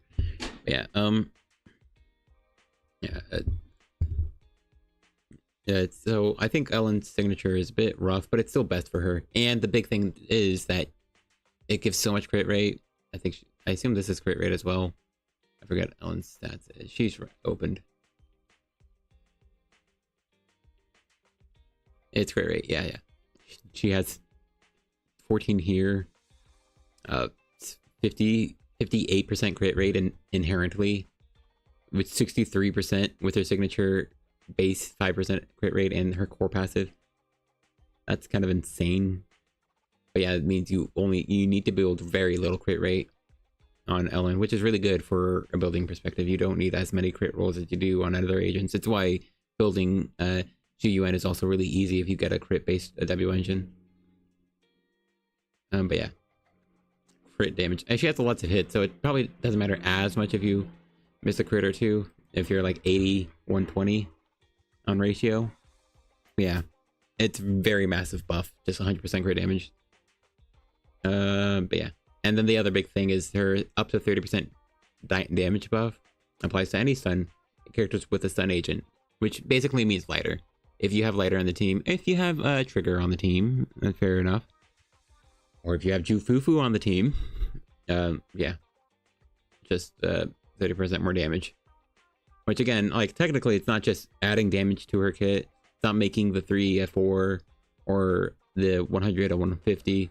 It's meaning if you have more characters on your team, Ellen's number is bigger. Which, I mean, yeah, she's less restrictive on her numbers going up. And then, all right, to be clear, I still think it's just numbers going up, but in a more approachable way that makes people believe it's not just the case. And to be clear, I mean, new moves, dude. She can have this blade wave. It doesn't really change much on like how she feels to play, I assume, but it actually, you know, gives her options, especially knowing that her scissors are now a parry.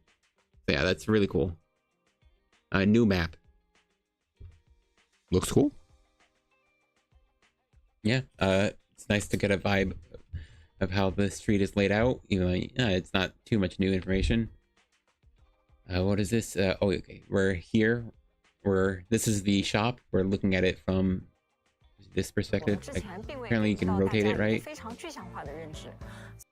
But yeah, this is the random play that Phaethan's video store, Elfie's disc shop, Turbo, Bang Boo stuff.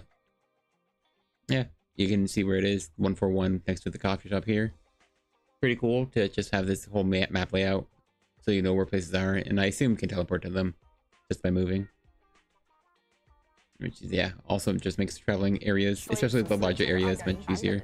Or, and get a better idea where missions are. And then this is also pretty cool. I think I'd still prefer like a cityscape, but I think this is another cool way to do it, especially if they maybe aren't finalized on some designs for areas in New Eridu, and or just want to keep a surprise to what designs they have for different parts of New Eridu, like the different quarters.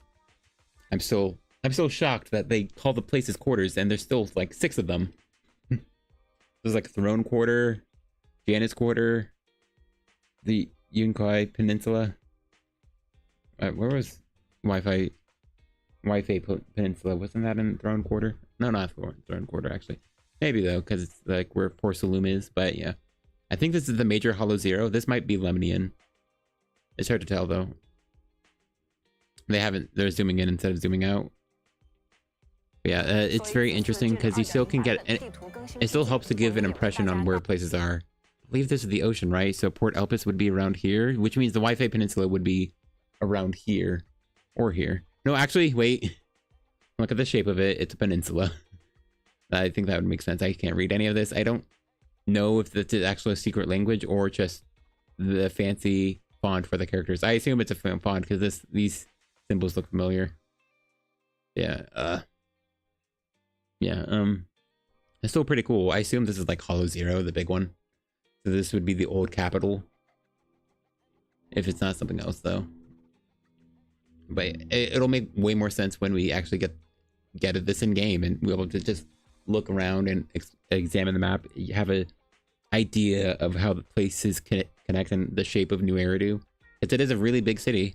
Like there's like way more of it down here and over here that we just don't see. It's really cool. I quite like this. Yeah, and I can accept how it has this. I don't know if I'm gonna look up something before I say the word out loud. But for some reason, it's the word I was thinking of. Oh, sorry, I'm bumping the.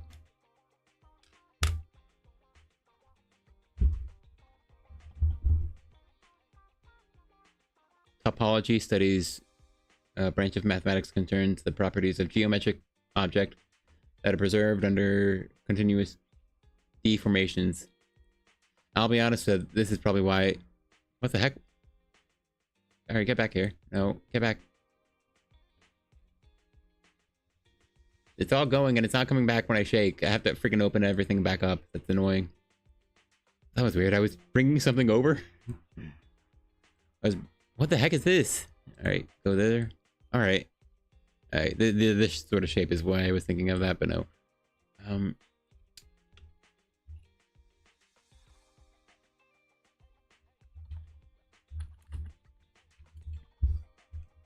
Yeah, okay, I think a topographical map was what I was thinking of. Yeah. Oh yeah, well, these sort of things.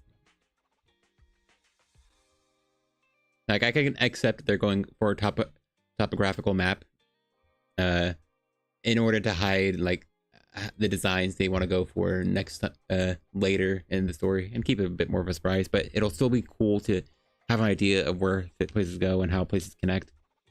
Where the heck is the outer ring from here? Or if that's just way off the map and we won't be able to see it. Anyway, that's still pretty cool. I quite like it. New map selection, area selection. This is definitely really good. I kind of like a bit of the stylization that is gone, unfortunately. Going all the way here, pressing M. I don't know. This kind of looks cool. Like, look at the background here. It's looks like a calendar, but it's also like, oh no, it's probably like a grid-based map. But it's like the kind of map you would have on a road trip, right? Type of thing, right? Oh, Hollow Lemnian. You know, there was probably a lot you can learn. There's probably this behind here is probably. Oh, Hollow Limbo is over here. Hollow Lemnian is over here, and Janus Quarters over here. Actually, I've never looked at this before. I never saw this map, New Eridu. That's actually really cool. You can get an idea of where places are. So Janus Quarter is here. It's close to Lemnian, which is also visible in front of Porcelain. Oh, Pluto Quarter. That's one. Okay, and then it's looping here. Just about. Yeah. Okay. Oh, actually, it's hard to tell where it loops. All right, so Limbo is next to Pluto and Janus Quarter.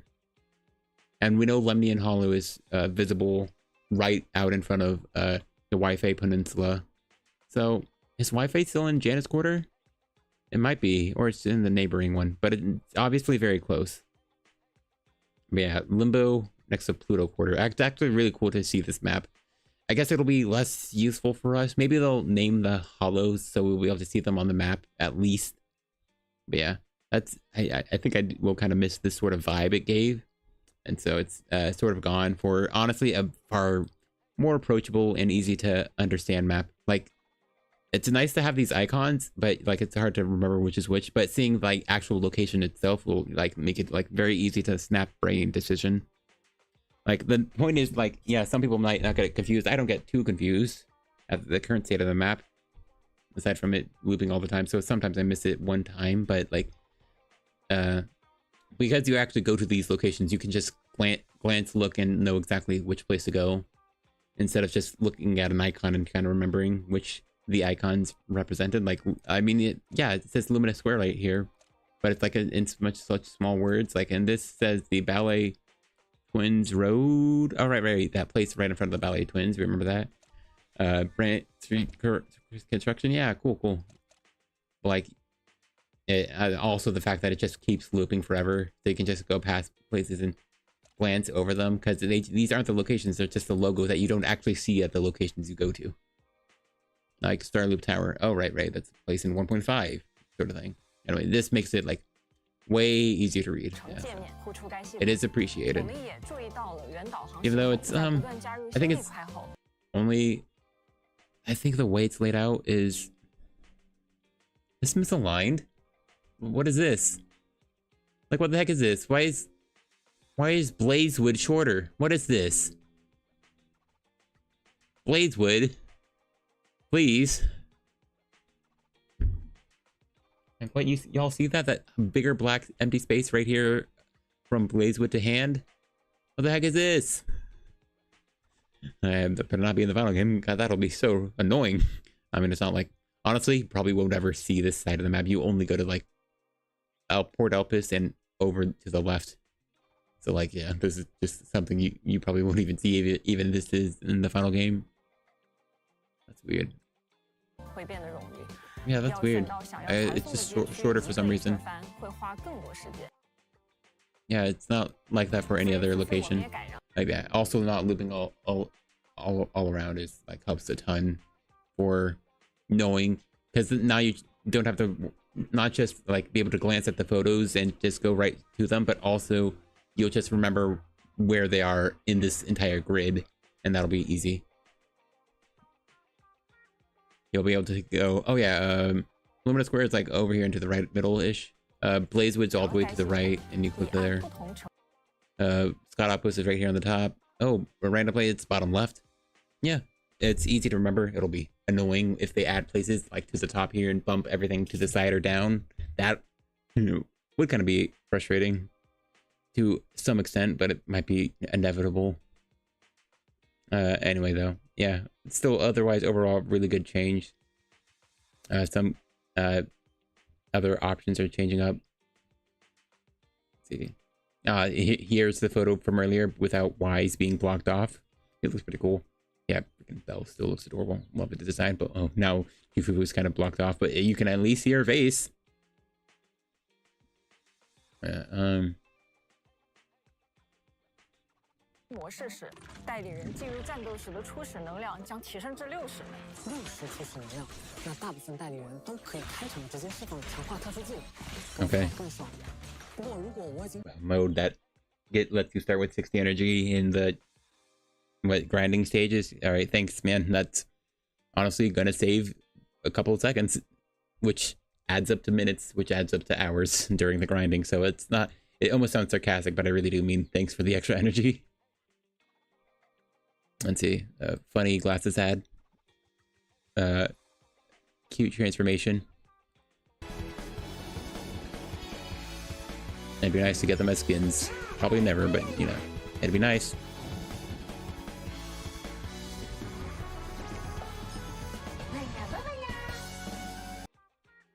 I could totally make these skins, you know? Like, they got these 2D arts for them.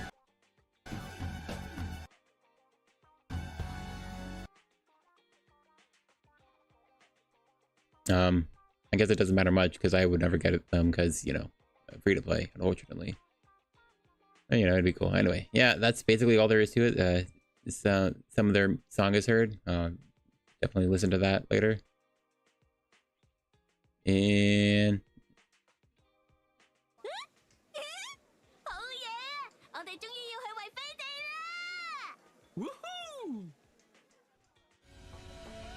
sure. Anyway, that was all. Wait, I definitely missed the drive discs though.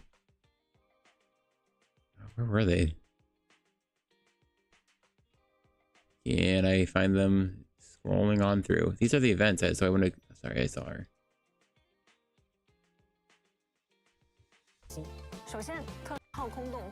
Where is she? There she is! Holy crap, she's adorable! Where the heck is the drive discs? Anyway, they're adding Rupture, Wenjins, B rank, which is funny. Where was the drive disc? Sorry, I thought I saw it. I thought I saw it. I know what they are. I just kind of want to open it up here. Oh, what's everyone most excited about? I'm a veteran player, and Ellen was my first S-rank agent. So happy for her to get a spotlight again. Hope they do this for older heroes too. Yeah, gosh. That was kind of my frustration though, because like I don't have Ellen, so but I'm still really happy because character buffs were some of my favorite things in like the other gotchas I played a long time ago. So you know, I'm still happy to see them, but my frustration is only that still can't shake the feeling that probably not getting, probably shouldn't expect buffs to standard agents, which is frustrating because I think buffs are just really cool and I want them for my characters, and it sucks when my favorite characters are the standard agents who you're not supposed to keep using after a while, and that's just annoying.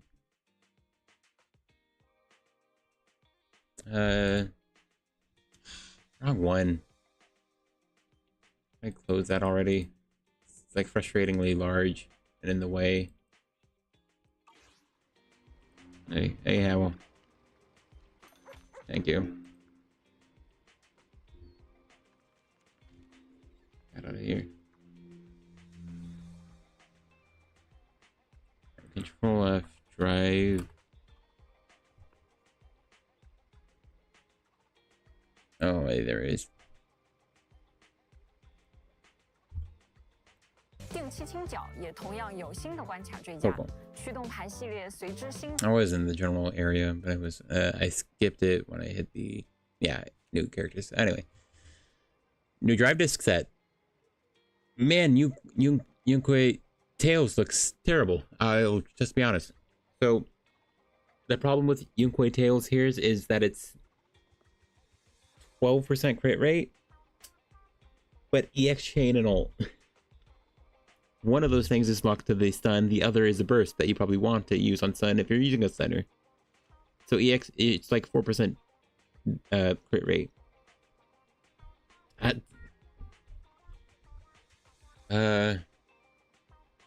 I assume you can probably spam it, so maybe if you spam EX special attacks, you still get like 3 EX specials, that's still 12%.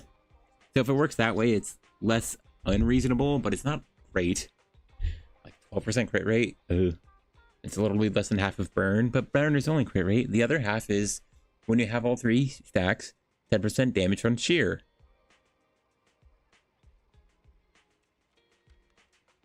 Okay, well. Alright, it is called sheer damage. The problem is a lot of things give damage. Now, the thing is, we don't know how this interacts. It could be an actual separate multiplier for sheer itself, and so that makes it really good. If not, though, like I said, Astra and Nicole can give 83% damage on their own, on top of the 10% from a elemental disc set and any inherent boost from the agent themselves. That is a less than a 5% DPS increase. It's totally the same as a 2-piece. I assume it'll be different, so I assume it's like way more valuable like as it's an actual like whole 10% increase to the sheer DPS, that still looks really bad. Like the direct example is Shadow Harmony. Let's open up the drive discs. Really? How do I get them right next to each other? Oh, hold on. Trying to bring it in, but like I said earlier, I suck at grabbing the edges. Oops, sorry, bumped the mic. Sorry if that was loud. Shadow Harmony. It should be at the top right because it's new, or is this alphabetical order? It looks like alphabetical. Alright, it's 2-piece. It's also really bad unless they make more HP scaling characters. I think someone said, yeah, they're making shears are HP scalers. I think that was incorrect. But from all I can tell, shear is based off of your attack stat, but her Yizhuan herself will have HP scaling. Cool. I don't know. But yeah, it's 12% attack. Yeah, 4%. Well, it's 12% attack and 12% crit rate. So it's the same. It's obviously very restricted because it's only for aftershocks, which is anyone with an aftershock, or dash attacks that hit with the same element. This is, I think, bad wording. Oh wait, my bad. That's the 2-piece. Yeah, dash attack or aftershock that deals the equipper's attribute. So it's very limited on the dash attack, the dash attacks of agents who can use them. It's luckily every physical agent, but also like only some like I know Sokaku with her frosted banner is ice damage, so she can make use of it. There was someone else I was thinking of who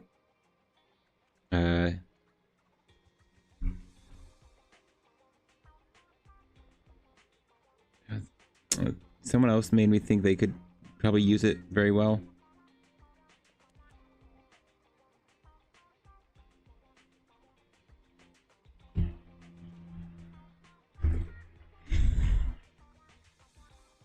So, but yeah, at least there are agents who can utilize this that aren't just the Yunquei tails here. But man, this one just looks bad compared to Shadow Harmony. Sorry, wait, I was gesturing to that, to King of the Summit when I should have been talking about just Shadow Harmony. Yeah, Shadow Harmony just looks better. Like, wholly. And it's like also similarly niche. This one's niche to only its element, but I'm not sure if every sheer character will have the HP scaling, and which will greatly diminish the power because of the 2-piece. But like similarly, like a character like Korin and Sokaku don't necessarily care about the damage from the dash attacks. It's just that it'll enable this. Oh, it's like I remembered him immediately and immediately forgot his name. Harumasa is very effective with it because his main damage comes from his dash, so specifically him actually it makes the best use out of this damage boost, even though he has quite a bit of damage on his own, but it's still like 12% attack and crit rate, which attack is nice, but it's a lot lower than his other disc sets, and the crit rate, he has a lot of crit in there inherently, but you can get better drive discs in other places, or better different stats better because of the extra crit rate, so that's pretty good. So anyway, like this is good on like Harumasa and aftershock agents. This is good on kind of sheer damage, but not quite because it's 10% HP, dude. Like this might really suck. And this damage boost, if it works how I think it does, this really sucks. It's only 10% damage. Like that's actually just worse than 12% attack. Like I don't get it. I think Yunquei Tails looks terrible, and I think there's a good chance that Yizhuan is better with what is it right here at the top? Yeah, Chaotic Metal. I think she will literally be better with Chaotic Metal, because instead of a 12% increase to crit rate and 10% sheer damage buff, she can make use of the entire 10 ether damage buff here, so like the HP buff. She'll have 20% crit damage all the time, which is basically only slightly less value, like four value points if you were to rate them 1 to 2 scaling. It's like 20%, kind of 20% more value. Except then you also get 33% crit damage here over like this little tiddling wink of damage. So like there's way more crit value in using chaotic metal on Yizhuan. Assuming she procs it correctly, but I really assume based off of the wording earlier, sounds like she really does just proc it. So, you know, cool. Just use chaotic metal on Yizhuan. But you'll probably be farming it anyway because the King of the Summit looks awesome. It is comparable to Astral Voice in terms of value, I would say. Where Astral Voice is up to a 24% damage boost to a single agent who's on the field at the moment. So makes it worse for off-field characters like Bernice, who does her afterburns and won't get this buff. Or if your main on-field agent is getting the buff. Or your aftershock agents themselves who attack from off-field, they won't be getting this buff either. But they often enable it in our current aftershock agents really suck on DPS. Pulchris is pitiful and Triggers is pretty bad too if you don't run them with Anby, which is frustrating to me, but yeah. So yeah, max, but like it's 9% more damage than the other options of Swing Jazz and Proto Punk, which are 15% AoE. Swing Jazz as well for chain attacks and ultimate. Come back. Okay, thank you. Sorry, I have to fight my computer to get it between monitors, but yeah. Instead, this is a 30% crit damage buff.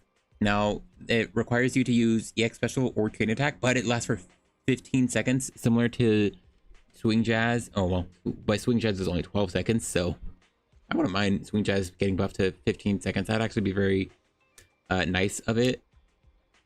You might be able to cast all going into Sun, or it'll linger. The buff of Swing Jazz will linger better outside of Sun a bit more. And I also feel similar to Protopunk, since it's only a 10-second buff, letting it be 15 seconds lets it at least linger into Stun better, since otherwise it falls off pretty quickly into a lot of stuns, being only 10 seconds. And relying on you to parry, defensive assist or evasive assist, which, you know, kind of requires the enemy to be not stunned to do.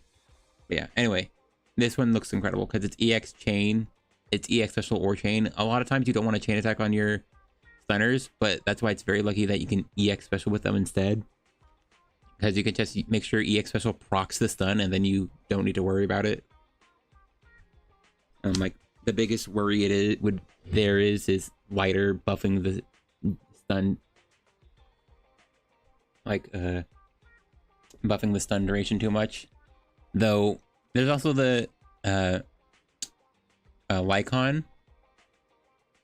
You know, I talked about it earlier in the W engine section. Like why Hellfire Gears and even Steam Oven is better than the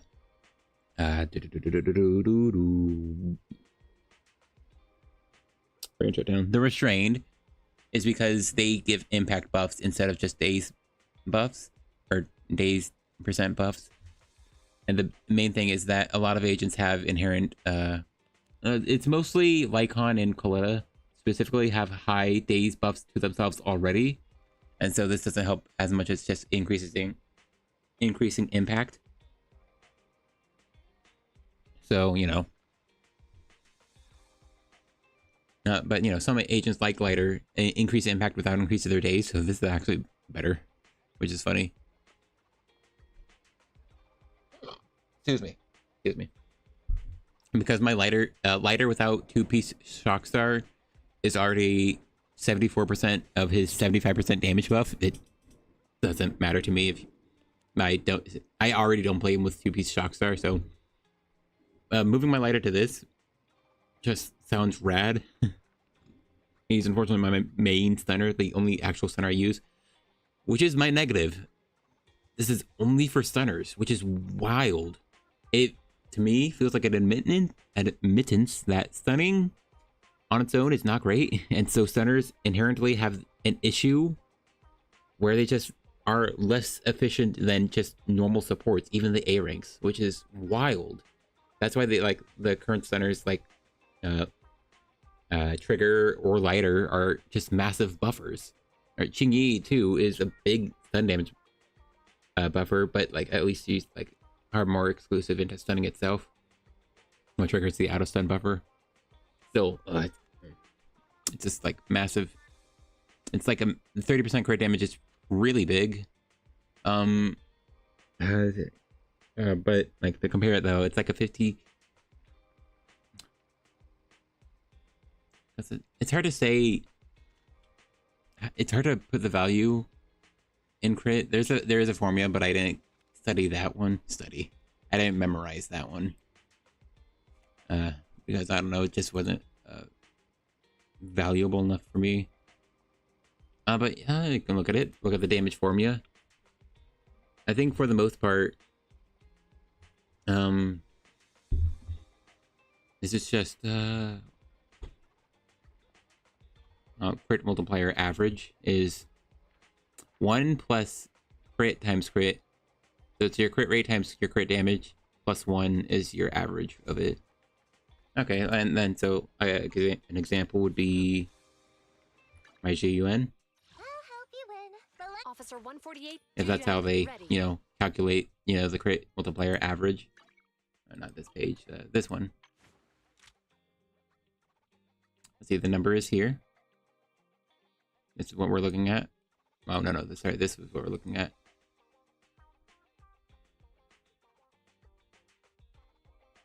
So let's get out the calculator. Don't we love calculators? I love calculators. They're fun. I made funny pictures on my graphing calculator.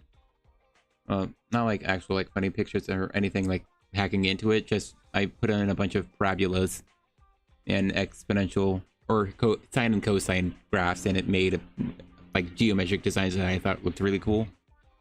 Something probably most only achievable on the pixelated screens. But you know, they were cool. I like them quite a bit. Anyway, so this is 84, I said. So it's 1 plus. Yeah, to be clear, these are fractions or percentages times. What was it? Let's go without the additional during corruption buff. Should I? I'd be dishonest too, I think. 146, 176. Oh yeah, she's at 201% with Asha. Oh, maybe that's why I don't care. Wait, no, I'm adding a 30% that doesn't belong there because I'm using the crit rate buff with the Asha buff. It's no, it's 45%. So it's 155, 195%.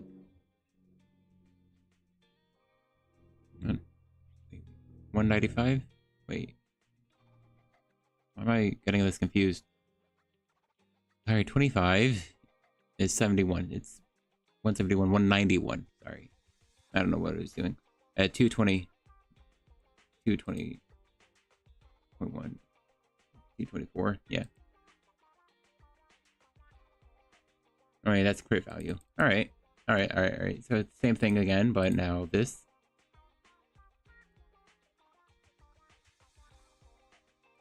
I think I saw bird flow near the window. I was wondering if the cat was looking at him. Alright, and then add 30. 2.54. And then divide this by 2. Wait, what? Oh, no. Oh, something looks wrong. What?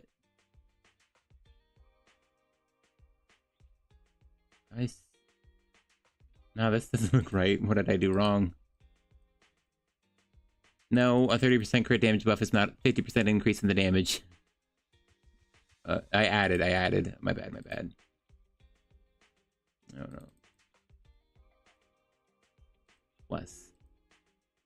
Sorry. I think, no, wait, this makes sense when you look at it, because, all right, 1 is your base multiplier, so it's if you don't crit, you only deal a 1 times multiplier. That makes sense. And then how much you're getting buffed by crit damage is like any buff to like a damage boost or attack, you know, or mostly damage boost is most comparable. So if you're at 100% crit rate, yeah, any crit damage buff is like getting a damage buff. However, if you don't have as much crit rate, you sort of reduce it by how much you'll actually crit. Yeah, anyway, 2, 5, 4, and ever. Anyway, now this makes way more sense to me.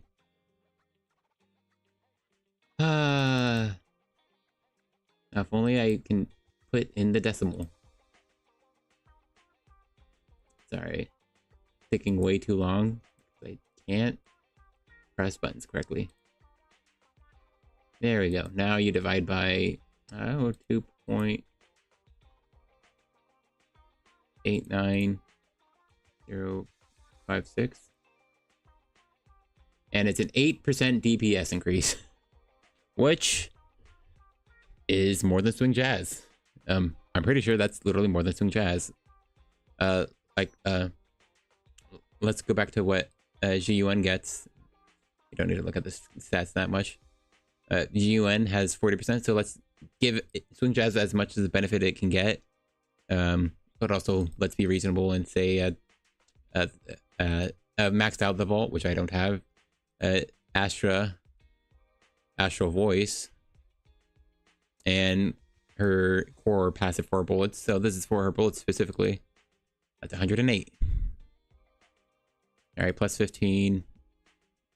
That's 113, right? And then divide by 108. It's a 4% increase.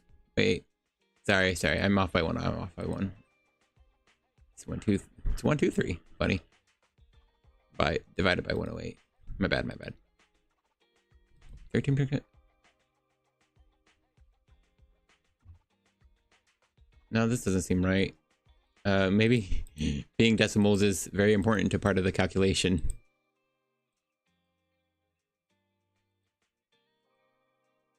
A bit. Okay, you know what? I think I'm stupid because something about this is wrong. Yeah, I'm missing a little number. I'm missing an entire number. Right? Because remember, it's you're 1 plus everything else because 1 represents the baseline.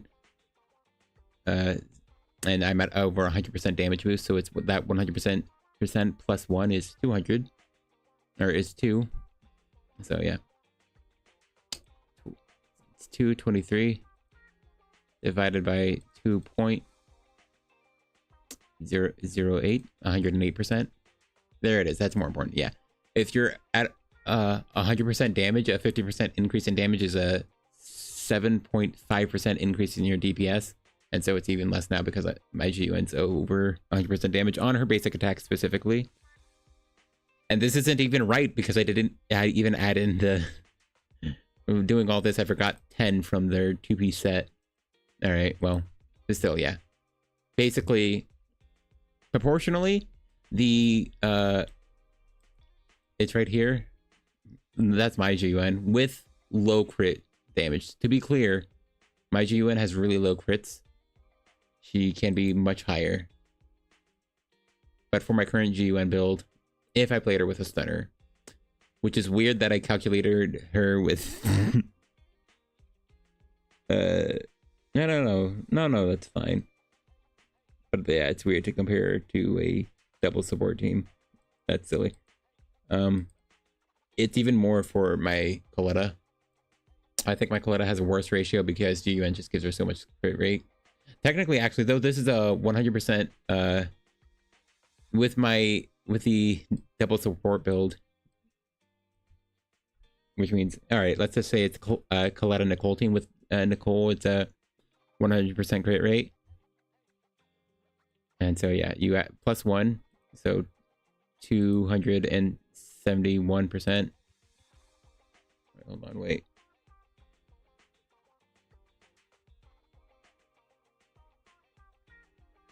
I might need to go to the bathroom soon. I can't tell. Yeah, wait, that's the base amount. Plus 30. Oh yeah, that's 3.716 divided by... No, not 3.716. It's 316 divided by 2176. No. 276 or 271.6%. So it's an 11% increase with on this Koleda because she has less crit damage than my GUN, which is very interesting. Also means, yeah, also she's at 100% crit rate. If so, the closer you are to 100% crit rate, the more impactful crit damage is, which is why it's good, and that's why it has a 1-to-1 ratio. Yeah, I mean, you just double the number as something that's usually higher, but it's like, yeah, so much higher. So yeah, this disc set is very powerful for any stunner team.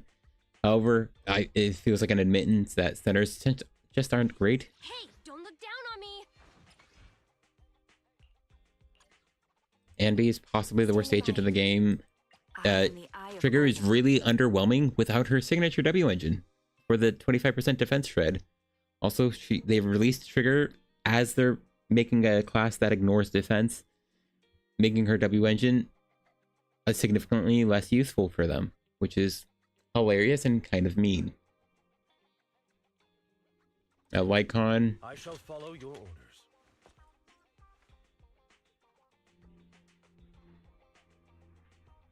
Is good.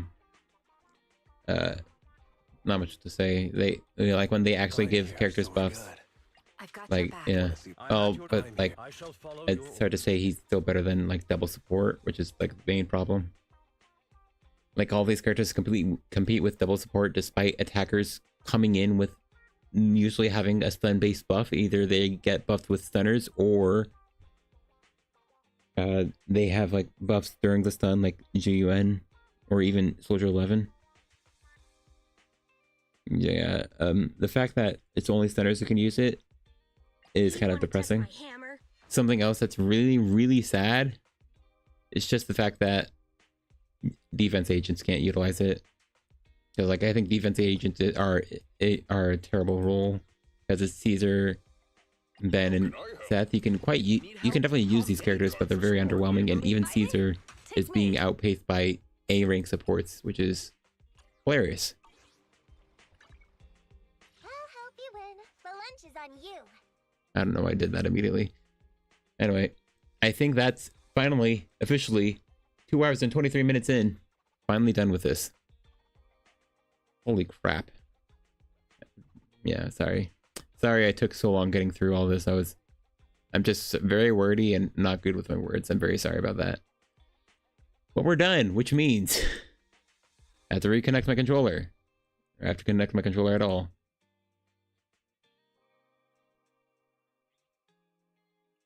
Alright. And then I have to use a program because it's a Nintendo controller. Let's go here. Oh, Max now here. I'll get through that after stream. But yeah, now it's time.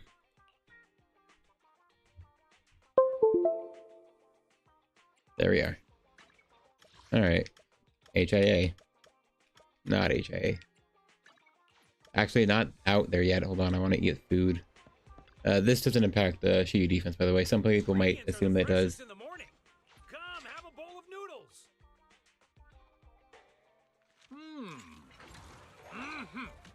It's a bug. I hope it's not an ant and just a weird fly.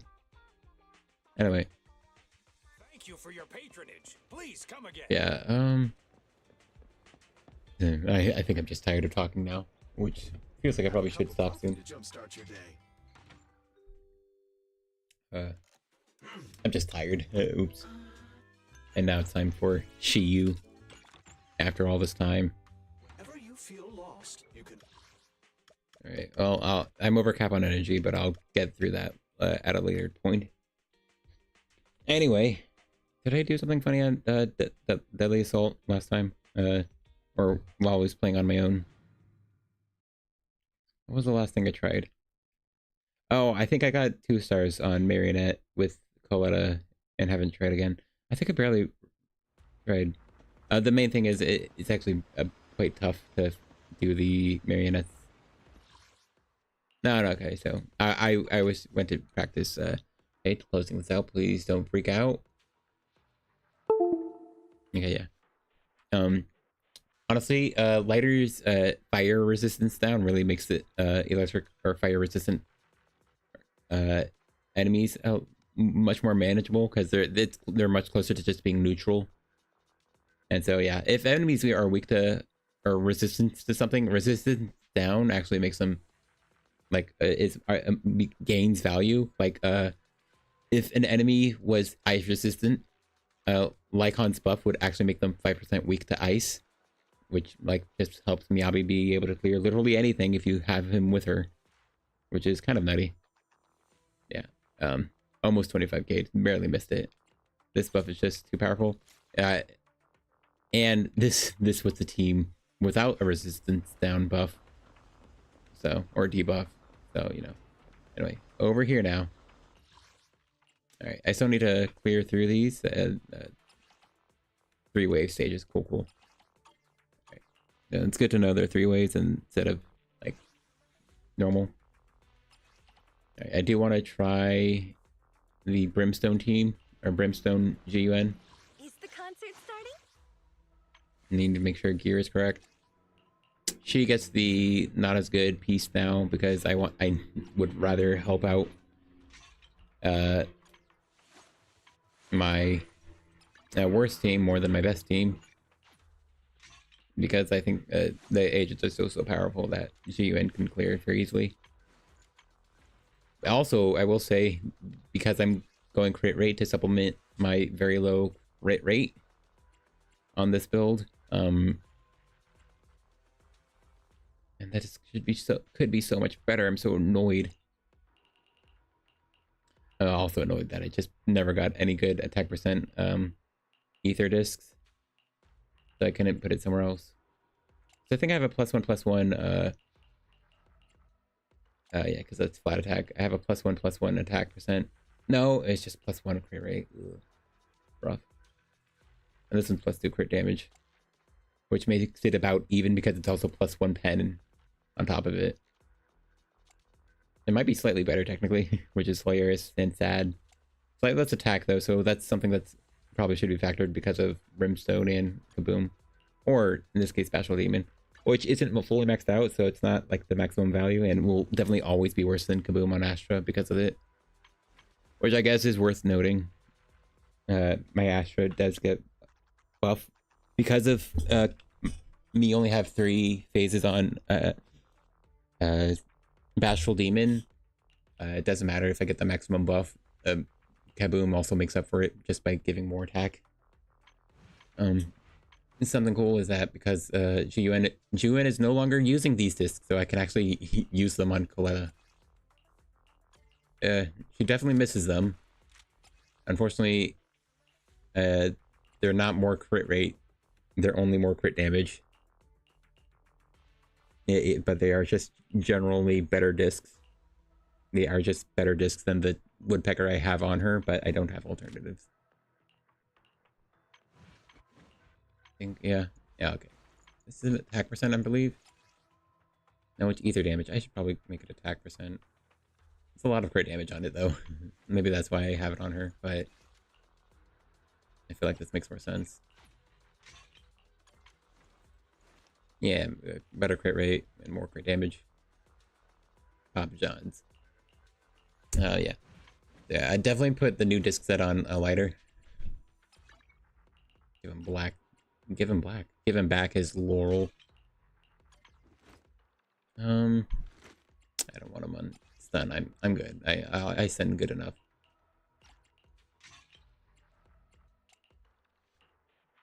Interesting. Oh wait, dang it. She's on that. I think good discs here, right? Well, maybe I should just use this one, a 2-piece here. I know those suck because I'm not using them on GUN. Dang it. I guess I'm using this one. Oops. Oh, I'll put something with crit damage, right? And I know I don't have any good pen.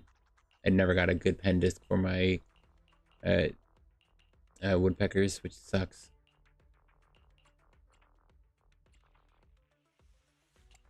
It's fine. I think I do just have to bite the bullet and use this, something like this. Not great crit damage. Oh, that's a really bad ratio. Well, this team is plus 40% crit damage between Lucy and him. And I'm lucky I got something like this. That's I could have been such a good disc because that was it was a full 4 stat at 0. So that could have been like my disc I have on lighter here. Didn't I have a good fire disc here? Yeah. No, right. It's funny. Like this is a good bend disc because it's plus 1 defense percent on top of good crit stats. I think this is my Lucy one. Yeah, because the disc I have here is a new one. It's attack percent with plus 3 crit stats instead of plus. Oh, it's plus 3 on top of being base, so it's plus 5 crit stats instead of, or it's 5 substat rolls instead of 3, which I think looks like it was my best 4 here. But this one just gives more crit rate. Yeah. By 1. Though that was also on an impact disc, so yeah. Yeah, my Lucy's stronger now as well. Koleda, I think I should have her on 10. Maybe I trade. Wait, I think my lighter has my main pen disc. His attack is just lower, and I think it has slightly better stats. It's slightly worse crit damage, but I mean, she's at 197%. Yeah. Hey, don't look down on me. Ooh, hold on. Stage details.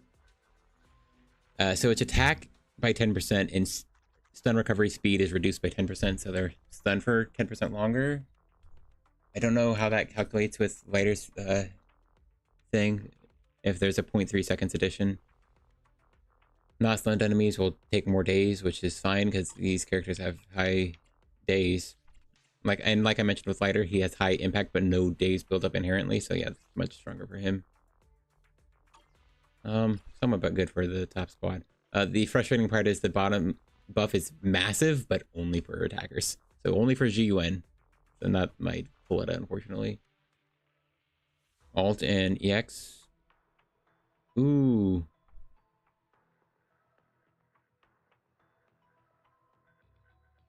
Oh, further increased by 60%? That's actually kind of insane. So, attack. So it's 30% alt and EX damage. And it's, I'm pretty sure that means it's 90% alt and EX damage if they're stunned. Which is insane. Wait. Or no, that wasn't damage. That was crit damage. Yeah, never mind. It's 60% more crit damage, which is, I mean, really good for someone who's using a 140% crit damage GUN.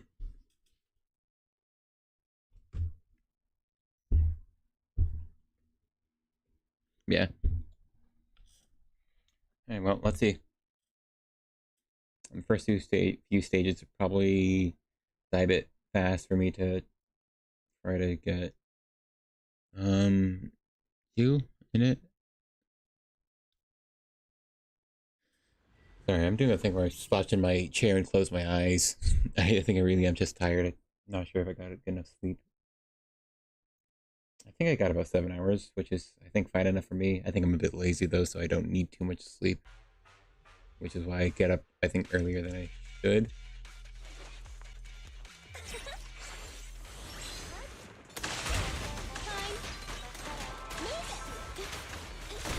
Oh, why was that?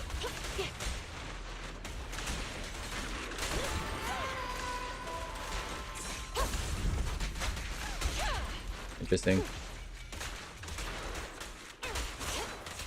Oh, that's interesting. I actually dodged it, but What's this? Correct. I'll take the lead. Yep. oh, at least I got the crit damage buff.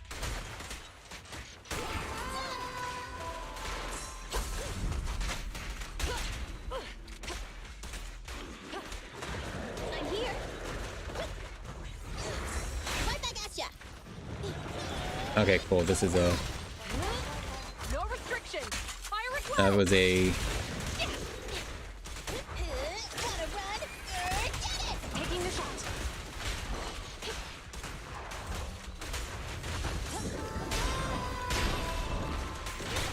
This song okay. dedicated I was actually managed to swap out, which was kind of surprising. All right, 59 seconds. That's fine.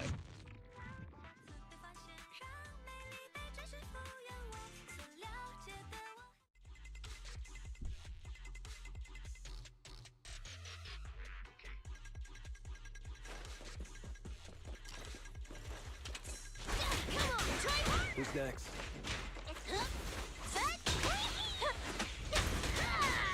Watch. Yeah, I screwed up. I think he knocked a guy into lighter CX. Come on, try harder.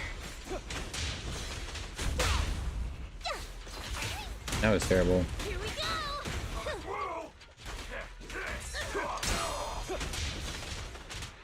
What the heck is going on? Is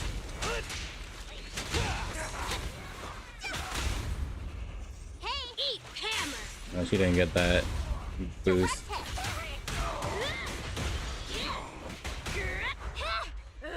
Yeah, interrupt that. In my way.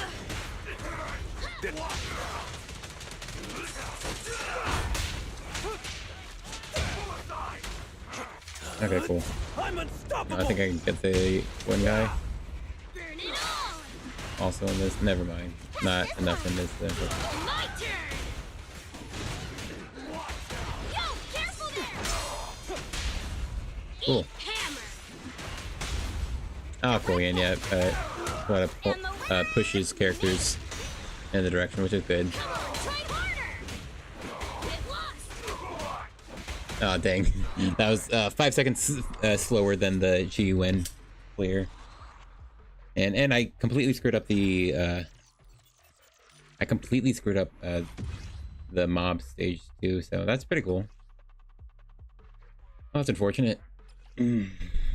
Oh, heavy striker. That's a shielded defender if I ever saw one. No, yeah. Lightfoot Rover is the other guy. Might as well keep it, which is a shame. All run Goblin and Thanatos. Cool. Yeah. No swapping. Keep them on the electric side.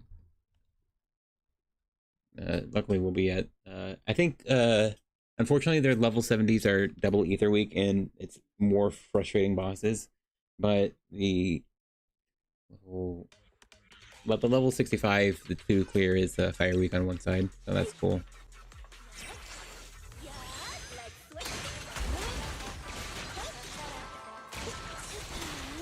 Oh. Taking the shot. My bad.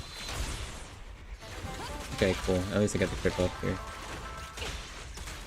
Now's our chance. Get away from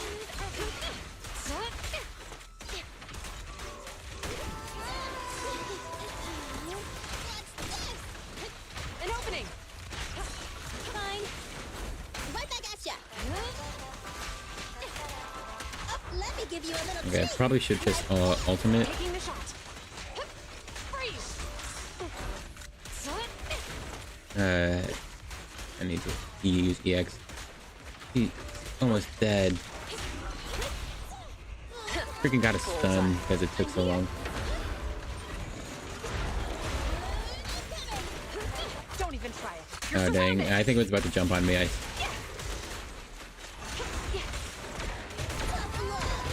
Fire support ready. Yep. Drop the weapon. Not really. Way early.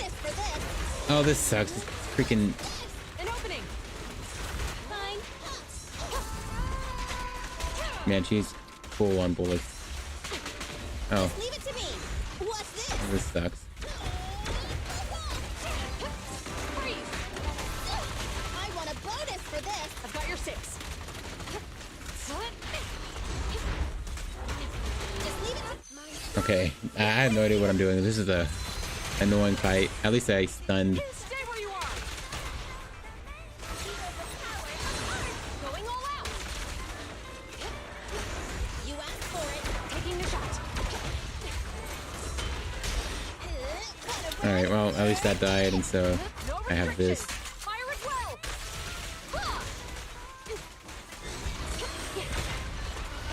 Cool. Well, that was annoying. I didn't even check the time. Yeah, just enemies that don't die too fast. This probably is a very weak build compared to my other one. Other ones. Was that really almost a 2-minute fight? Anyway, man, I gotta deal with these guys. These guys teleport around. That's annoying.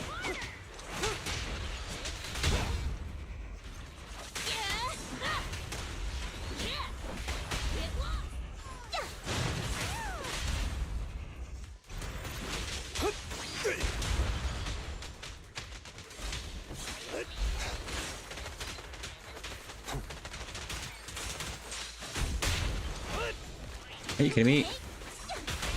What was that, dude? Where were you? I thought there were only 2 enemies left. Holy crap. Crap, this sucks, dude.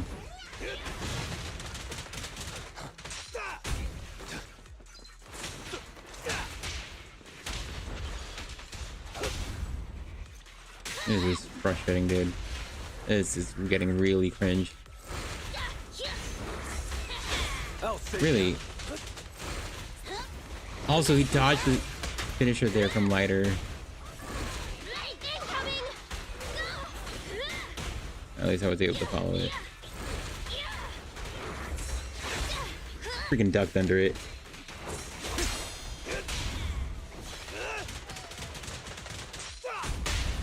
Yeah.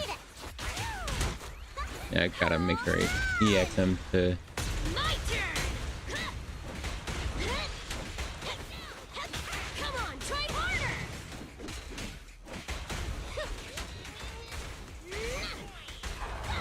Cool.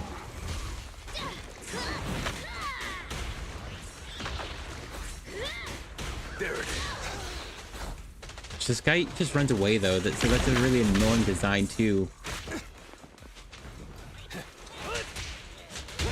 I pledge my honor. Like, Burn it all. Catch this one. Here we go. okay, well, this will hit them both at least. Dashing you into the ground. Yeah, just take the hits to get the full buff off. Hammer. Oh gosh dang it. I hit both for some reason. I don't know why. What possessed me to do that. My turn. Crush him. Alright, well, at least your EX is still hit fine. There's a slight attack buff, so that's something at least. They're not totally not buffed. I think 350. Anyway, that's the normal fights now. At least this one has a very obvious disparity between who I should use on what.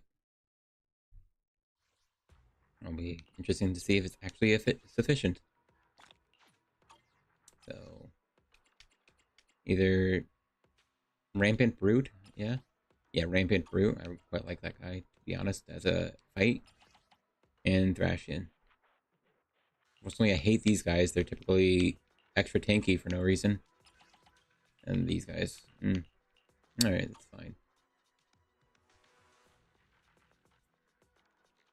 Trying to think if there's anything to note about them. No, I don't think so. So I think, yeah, just go in. Don't get hit by a Rampant Brute. And, I don't know, Thrashian is Thrashian. He'll do his stuff. Oh, wait, that's why I moved out. I wanted to check this, yeah. Alright, 2-minute freaking clear. 144 here though, so.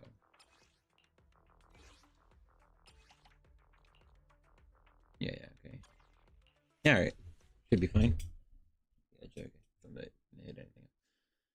Yeah. Shiyu defense, KO-Leda, finally, part 3. Let's see. I think everything's moving fine. Yeah. Leave everything to me. And people do prefer, like, where the heck is that guy going? Also, how did she... Oh, this is stupid. I was so cringe. Did you see that guy?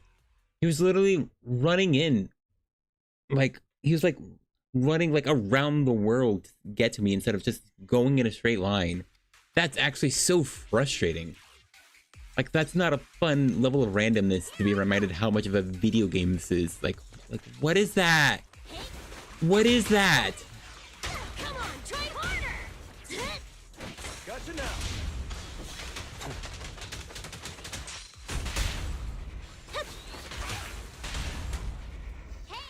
Hit someone. Alright, well. Any last words? I'm surprised that missed. Gotcha.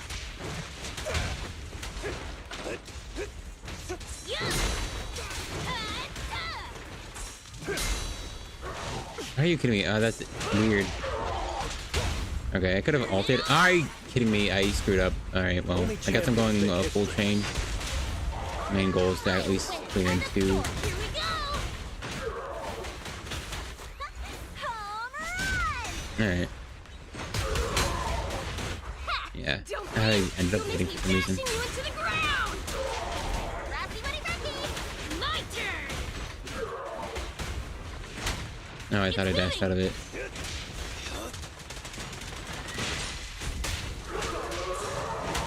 Oh, that was weird.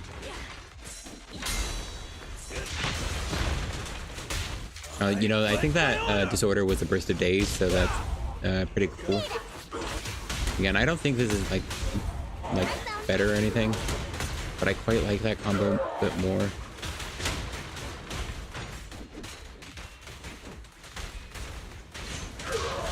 Alright, well, I guess I'm using lighter now for as the DPS.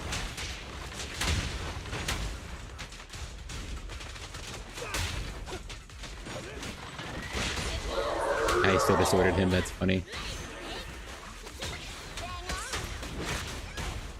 Oh, he just demolished.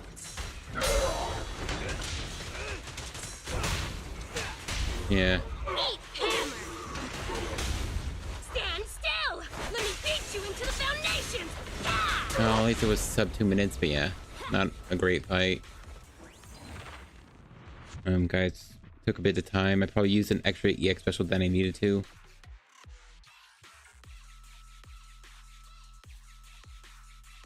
Yeah, I just hate the mob stages in Shiyu defense. It's unfortunately very rough with the team I play.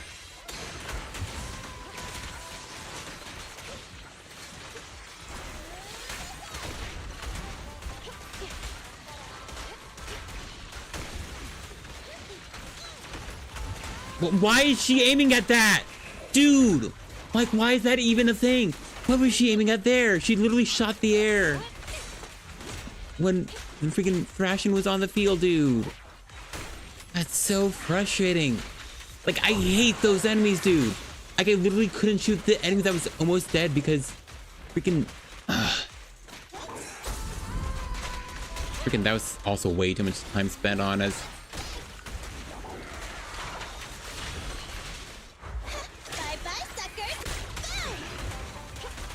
Don't even try it. You're surrounded. Yeah, not waiting for the stun. Also missed when I quick assisted with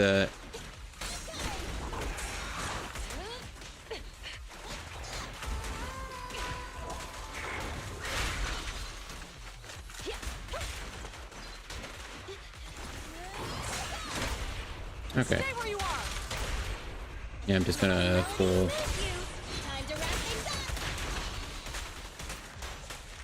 things up. I definitely want to end the chain on like Nicole just to make sure.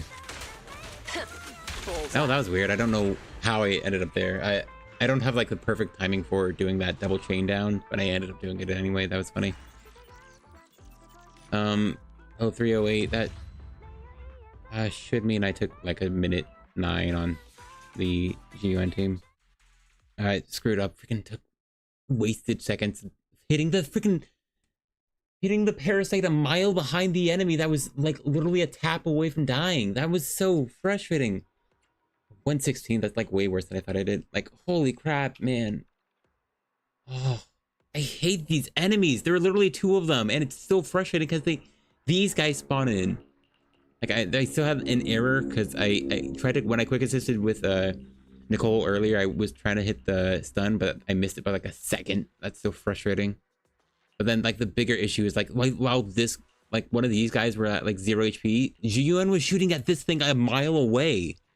That was so frustrating. Like, why did she do that, dude? And then she like shot the air. I think she was shot the dying parasite, even though Thrashin was alive and on the field. That was so weird. I thought I hit the other one. Come on. Yeah, okay. All right, well, unfortunately, that side has the much easier field. I know this because that's definitely the 3 enemies.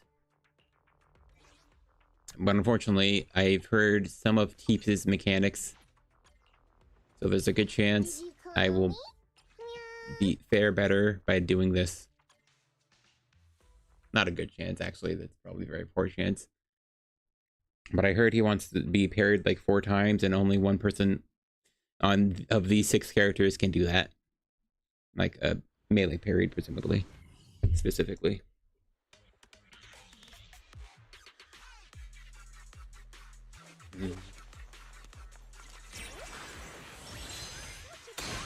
That's probably wasteful.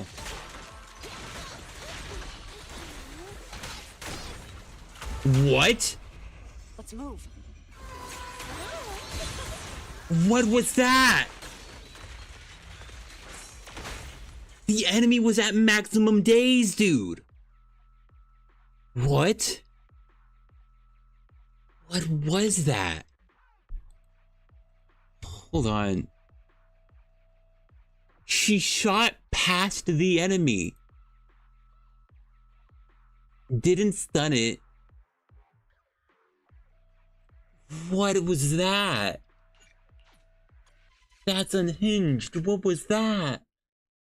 She shot past right through the enemy. It didn't hit the wall, but it still exploded to suck in the enemy. That was at 100 days. What? That was... I don't understand, dude.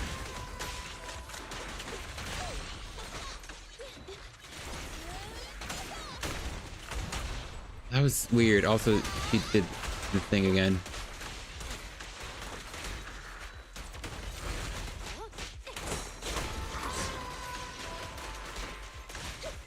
Do anything.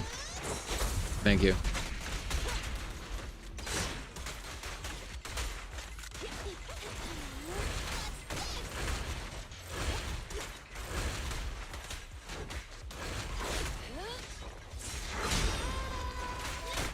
Alright, well, it's very close to the days.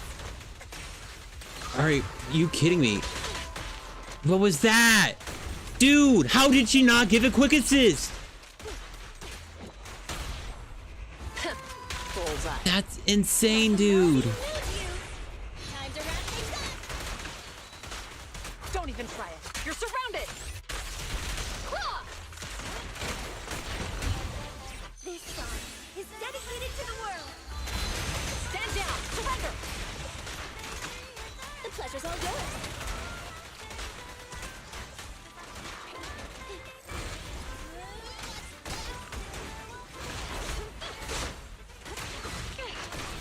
Can't even see what's going on.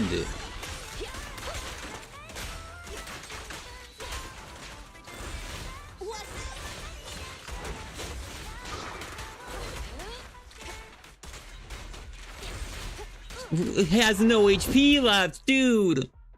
What was that? He had no HP left. Why was he alive? Oh crap, that was so cringe. Like, oh, and like Nicole did the same thing because she didn't directly attack the enemy, basic enemy at maximum days.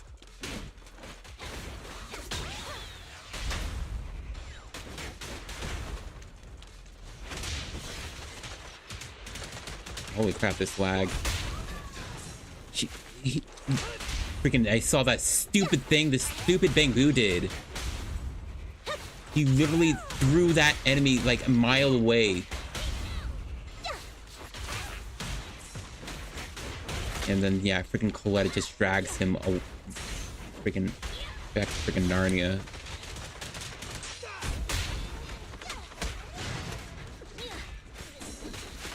Are you kidding me? What happened to the dodge?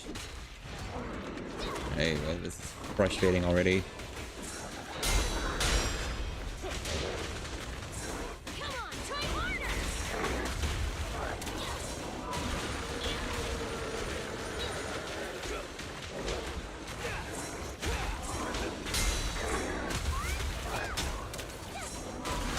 I think I screwed up already. It feels like I was probably supposed to.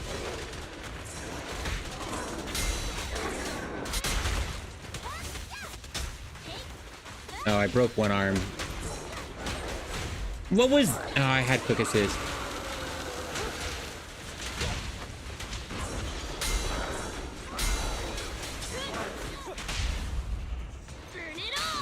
I don't know why I'm going full chain. He might not be taking damage because he still has that arm of his. I don't know what that impacts. Stand still! Let me beat you into the foundation! I think that's the combo I kind of want to do. And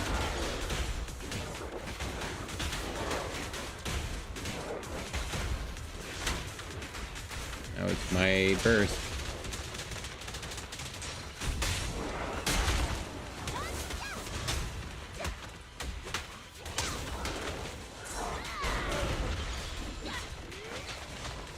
Alright, well, see how much easier he is to hurt now. Supposedly that makes him much weaker. What happened there, dude?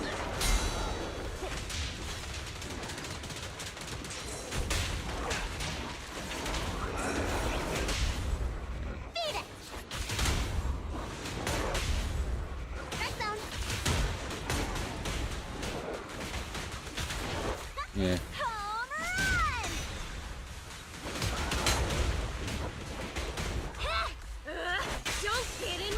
Did I do noticeably more damage?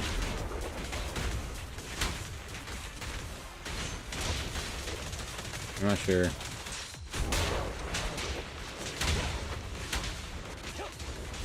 I have a minute left to clear. Why didn't I freaking parry, dude?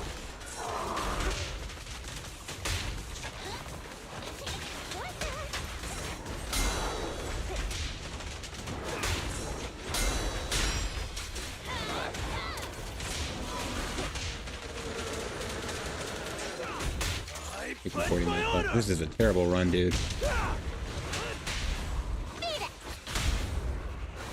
Oh wow, it's that close.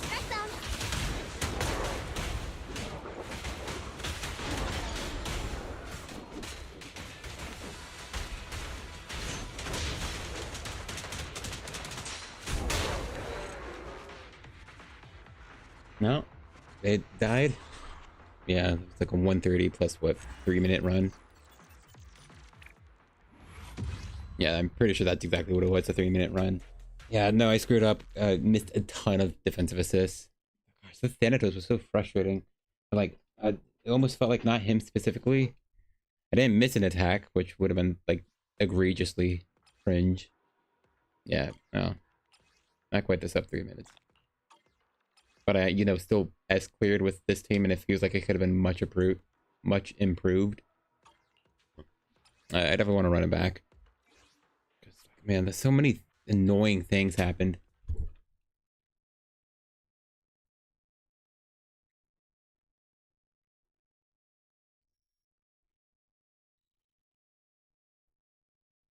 All right.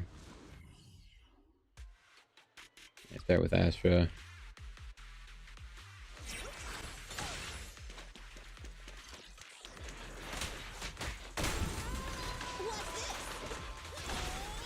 This feels like wrong choice.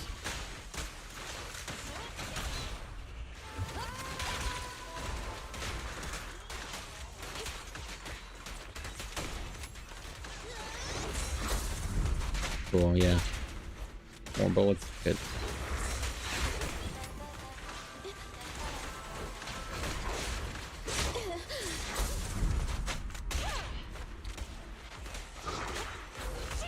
That's actually pretty stupid.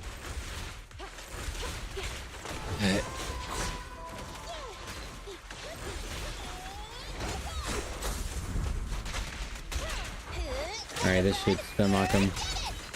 No restrictions. And now corruption is proc. That didn't last long though. It wasn't up for long.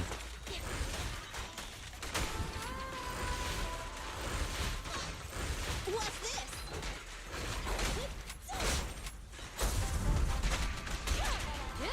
Drop the weapon. Stay where you are. Not a great choice, I think. Point ready. Oh, why'd I do that? No, this is all sucks now. My song is with you. Because that, Stand down. she doesn't have, astral voice.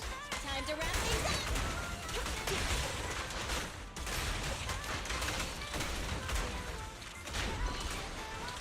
Yeah, no, that was terrible, dude. Holy crap. And yeah, Astra's chain attack is so long that I don't ever want to use Astra after Nicole, because then like Astra eats up all the time, all the buffing from Nicole, as well as like the vault.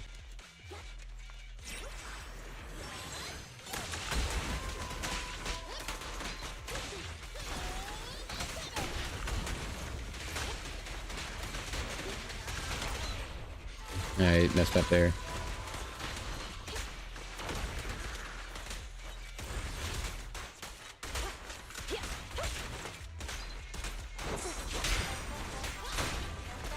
What's this?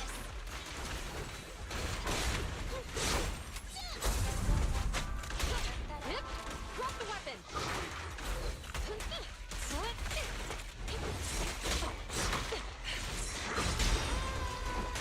That's interesting. I never got it this early. You overpower the heart. Time to wrap things up. Let me give you a little treat. Like this. Don't even try it. Alright, make sure to double chain first. Let our souls resonate. Stand down. Surrender. You asked for it. Gosh, this freaking Nicole wasn't on field. I was trying to do it with her. Okay, alright, well that was minute 7. Alright, well, that was the close to a minute run. That was faster than the Thrashian, which is humorously enough. What the heck, wait. Y'all see this? In texture? What the heck? That's oh well, that's a good visual indicator on how the textures work on this game when you're from a distance. That's like 4 different layers. So that's like the lowest quality layer, then this is the next quality layer, and then this is the main secondary quality layer for your kind of close to them. But then right standing on top of it is like the highest quality where they want it looking its best. Oh man, look, it has droplets and stuff from like the thing it's raining, I guess, over here. Anyway, that's something I meant to do. No, I'm on the visual quality I mean to be at. All right.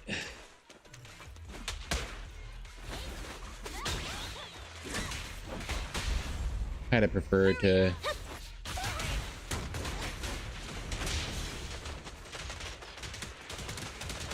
yeah, why are you right behind me and where's everyone else? They're all stunned, I know. Gosh dang it. So stupid. Gosh, I hate the freaking mob stages, and the frustrating thing is that this guy is on the second half, so I have to fight Thrashian to get here. And the next worst part is that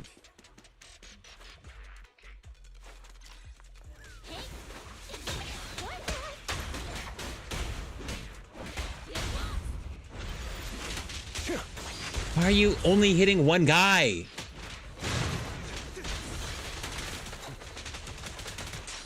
Oh, why does he do that? That's so frustrating. I can't go forward while dragging enemies as lighter.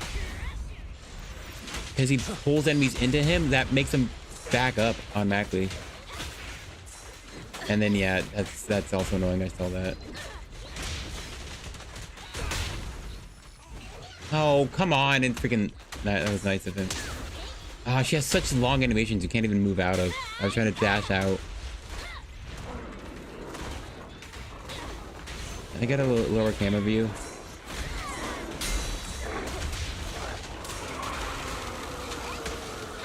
Dang.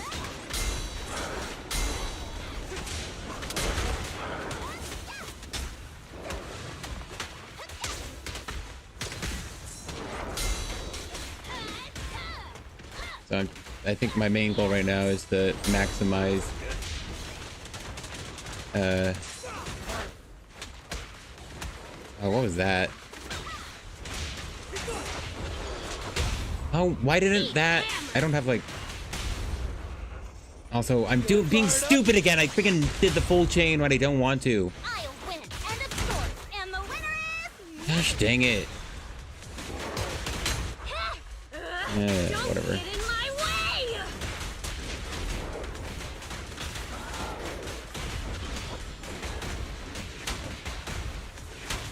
Gosh dang. Also messed up that. This looks like a... He dares it! What is that? Freaking dodged, jumped right over me instantly. Come on! I meant hit the wrong button. Could've. It's not doing attacks to get impairs on his other hand for some reason. Why? Why did she come out? What? I hit the right bumper! Koleda's on the right side of lighter. No, I'm freaking... It's Lucy. I'm stupid. Gosh dang it. What is this boss doing? Like, he's supposed to do attacks like I'm parry, but for some reason it freaking jumped over morale finisher, dude. Oh, come on.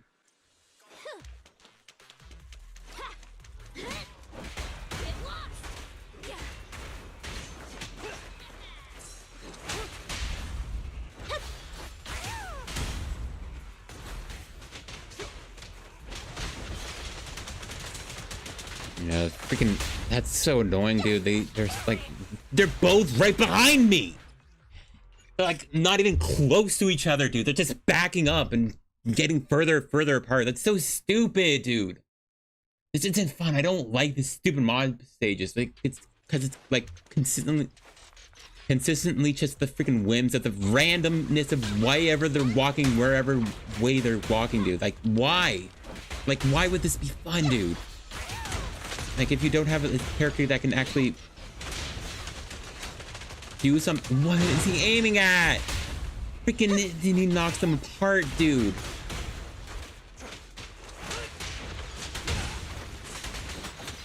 Come on.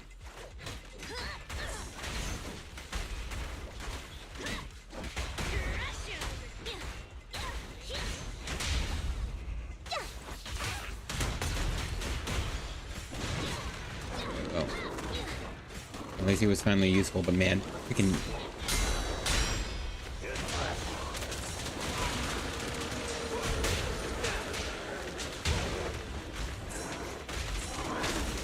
What was that? Where was the parry, dude? Come on!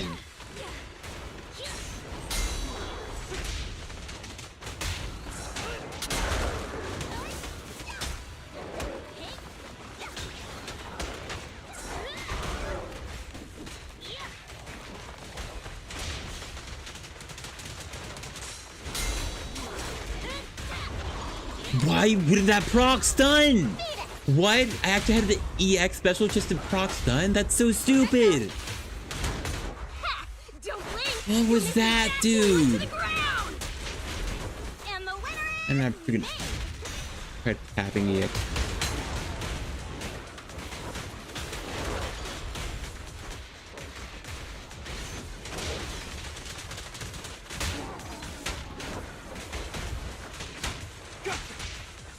Make way for the undefeated champion! Back to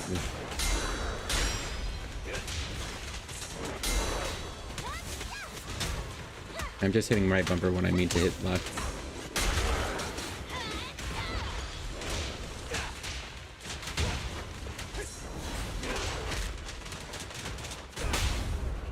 Ow, I don't know why I'm doing that again. Only champions make history.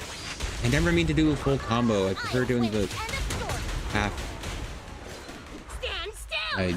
I assume not last 8 seconds after burn purely. Where is her attack, dude? It literally just disappeared.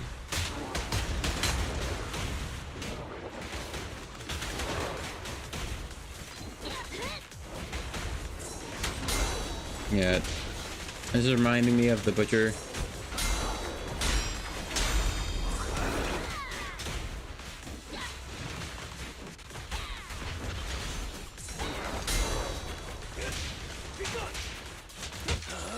Because the butcher also was a very fine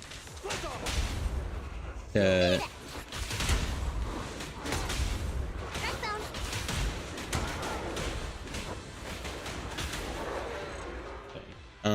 the butcher was an enemy I realized I just spam basic attacks on, or EX specials off cooldown as Koleda. Because of the nature of the team comp, it's just constantly swapping between Ash or Koleda and Nicole.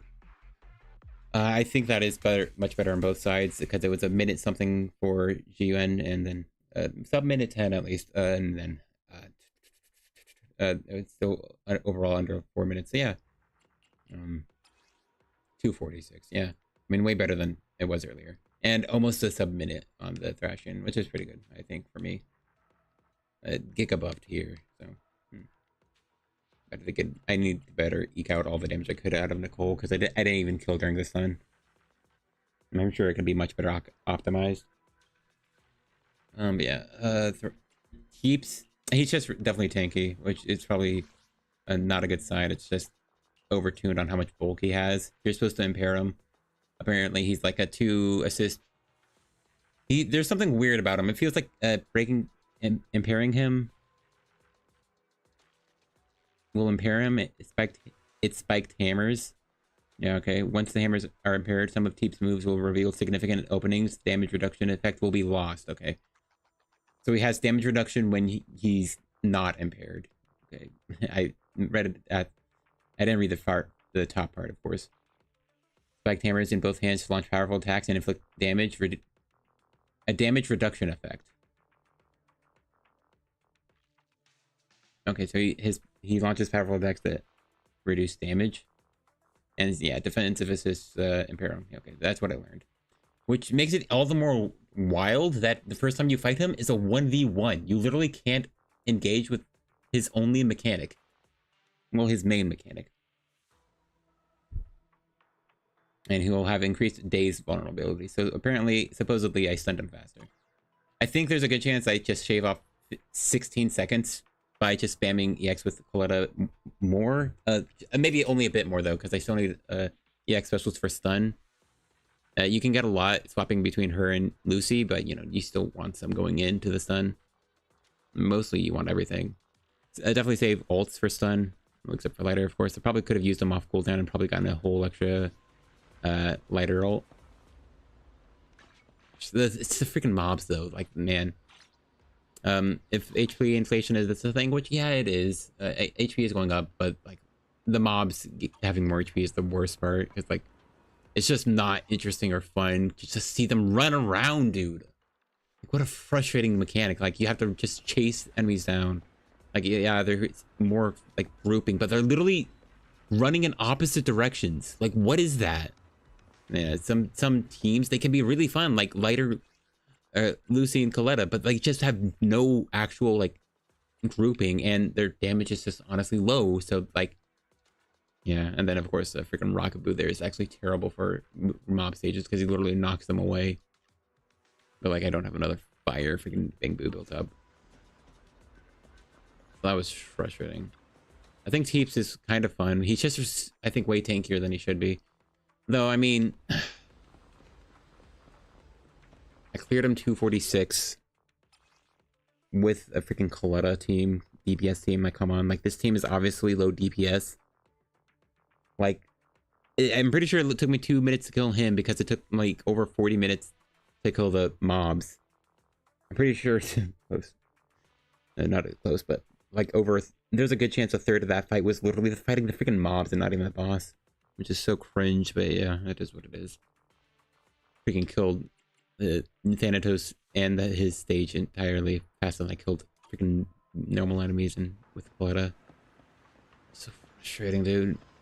It's not fun. I don't find the mob stages fun. It can be kind of fun with agents like Nicole, but like I don't know, for a lot of other characters, like that just feels terrible, dude. Especially like how you just, because you can't like, it's focus, like the auto lock on this game is so freaking bad because it's like hard to manage like who you want to focus on. Then you end up, because it's obviously would be hard to do with so many enemies in one area, but like maybe just don't have that. But yeah, but that just means you can so easily and consistently hit someone that you're not trying to attack at all, or like attack, like focusing on something further back when you're trying to hit the group as a whole. It's so annoying, dude. It's just not fun or enjoyable, I don't think. Anyway, freaking yeah, beat the Shiyu defense. That was cringe. And Thanatos was fine, to be honest. I needed like 5 resets to get like a minute clear, which was the best I probably can do for him. Freaking Keeps is enjoyable, but the mob stages is so frustrating, dude. So cringe. I got a minute there with my current at GUN build, which was the funny one with the 4,255 attack. So yeah. Officer 148, I like setting up the oh yeah, right. Well, I think I'm ending soon, but we'll be You want to test my hammer? Hey, I will probably, I need to go and change the gearing. The gearing? No. Oh, not saying words right. My energy. I'm capped out on energy, so I'll do that later. I think I'm about done though. I'll go back to watching YouTube. Should get some homework done and assignments. But almost done with the class, so should finish that up. Only the brave. Anyway, We fighting? yeah, cool, fun. Standing by. I wanted to set someone else in. The concert starting? I had Anton and Nekomata there to just check their builds. Exit. No, yeah. I like having Lucy and Polkra together. I have Bernice on number 4 slot because 4 is my favorite number, but number 1 is number 1, so Koleda stays on the far left. GUN's just fun, so it's I was using Internet Network. That's a fun site. I quite enjoy it. Very good at just checking builds. Time for some heart. I have 2 guns, so double the accuracy. Very cool. I've got Let's see. Milo. Nothing Those, to fear. Need something? who do I want to put there? Need something? I always feel like putting her. services are expensive. It's kind of honestly, I think I will put her there, just to Nothing to fear. see how her build Hands might, are here. what that website might say about her damage, which is probably what it should calculate overall. What would be best, especially because Internet Network is really cool. It lets you just look at a lot of things. Hold on, I'll just bring it up. We're still on this screen, as I didn't open display capture in case anything popped up. But yeah, Internet Network. It keeps track of all the internet IDs that you put in, which includes just clicking on other that you see on leaderboards. That's it. And so like for some reason, like, okay, mine's here. I think I clicked on someone else's. I assume Anton's page, or I think this guy had a Koleda, so I was checking his build. All right, yeah, it loads up a bit. It's a very cool website. Oh, but it's not updated. Yeah, because I just something? changed it. My services are expensive. Expanded a bit. So yeah, 2x2. Yeah, and so you can see like the quality of their discs. It just balances out to see how many like positive rolls you get. And so I think they weigh crit rate, crit damage, and attack evenly, which is why these are god discs, because these discs perfectly have all 3 best stats you can get and all 5 rolls rolled into them. And then the 0 discs, because Zenless Zone 0 have at least 4 rolls, I assume, into the stats you want, like attack percent here with 3 rolls into AP. And then it's still really good too, because its 5th roll still landed on a good offensive stat, especially because mine's M2, to be honest. But yeah, then this one's here. It's well, you got attack percent and AP, and hey, these are offensive stats. Not amazing, but you know. And then yeah, just not incredible at all. It's flat attack and attack percent. Well, that's positive, but like not much else. Let me run roll. But yeah, this is what I had on Shiyu, and now it's for Koleda. But then all of this side of it is pure AP, or all A's, because yeah, just this half aren't as amazing. Would say like, yeah, double crit rate at least, but you know, then 2 rolls into HP, and the last side is defense instead of something like flat pen or flat attack.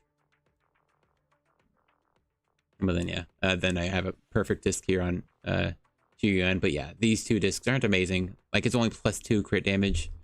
It didn't get any crit rate, and it's flat attack, which is like good. It's not B, but yeah, could be way better.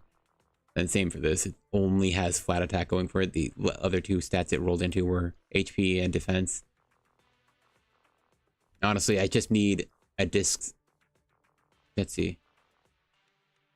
But yeah, you can see all your stats here, all added up. So this is how it looks on my screen when I go looking at them. Let's reload to see if the top characters were fixed up. Not Pulchra. I didn't actually build Pulchra. I'll give a Pulchra someone's random build. Crap, yeah, they won't show agents if they're not fully built. Might as well have her hold. Yeah, alright. Freaking E. Really though? You know, I wonder. Maybe it's because I have energy regen here. Yeah, because these are good discs, but instead they're balancing it around, normal damage increase. I don't know. Yeah, the only damage I could get is attack percent, really.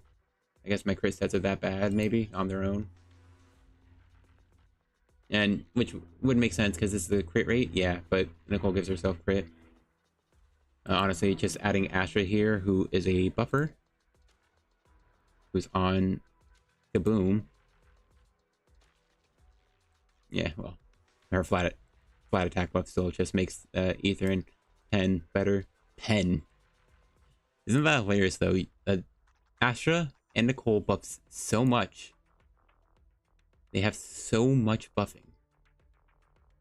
Honestly, I don't know how this is calculated, because like this is a very fine disc. It just lacks attack percent, which would be really nice. Oh, it might be assuming I'm an AP. I think it's assuming I'm built AP. That's wrong then. This is funny. But yeah, it's highlighting Anomaly Mastery and AP, I guess, as the main. So I guess they expect you to build her.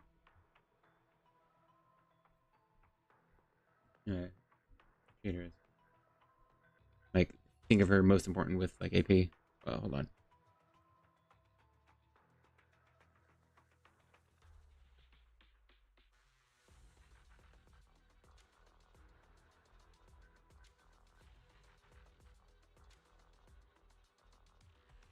Just close the door because neighbors walking through. Yeah. All right. Well, it doesn't tell you like. The only thing I'd really want is like if it could properly compare like how much buffing this character gives and how much does it compare to using a different signature weapon. If I swapped this to like Bashful Demon, does it? Because okay. I think maybe. So, I mean, the Vault is still a energy engine, similar to Kaboom. So also it's comparing to P5 when mine is P4. So yeah, Kaboom is just worse than all this damage. It's very close though, which is hilarious. Yeah, the Vault, her Weeping Cradle having Pen. It's hilarious that Pen, these two buff so much that even though Nicole is a massive defense shredder, 40%, so all your Pen is only working off of 60% of the enemy's remaining defense, it's still like best on for her own DPS because of just how much Pen that is. Yeah, this is funny. I'm pretty sure. Can I put Shiyu in here? Yeah, to help you know that if you put on AP, no, I guess not. Yeah, whatever. Well, it's interesting to learn, but yeah, they're calculating her as a freaking bottom. I'm a bottom 5% Nicole because I don't play her AP. That's kind of hilarious. Yeah, it's really nice to add this disc here. Yeah, you can just see the overall power of your characters, I guess. Like apparently my Zhiyuan's a top 10% with this build. Like these are the stats. Now it tells you how good and how much better certain other options would be. Like this one says, oh, crit damage and crit rate would be better than attack percent. Ether damage and pen ratio would be better than attack percent. And in every way is this better than using her signature. Zanshin Herb case would be better with ether damage. And then I think that's what it's highlighting green, is that Heartstring Nocturne would be better than using ether damage than using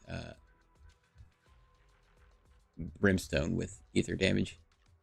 And so that's how it's, saying it.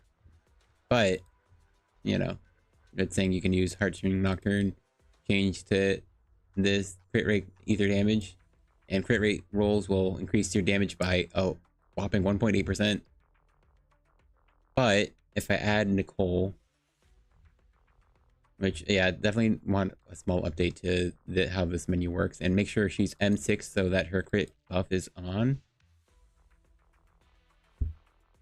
And now the best thing I could do, apparently, is swap to ether damage for a 2% increase. And that's all I can do, supposedly.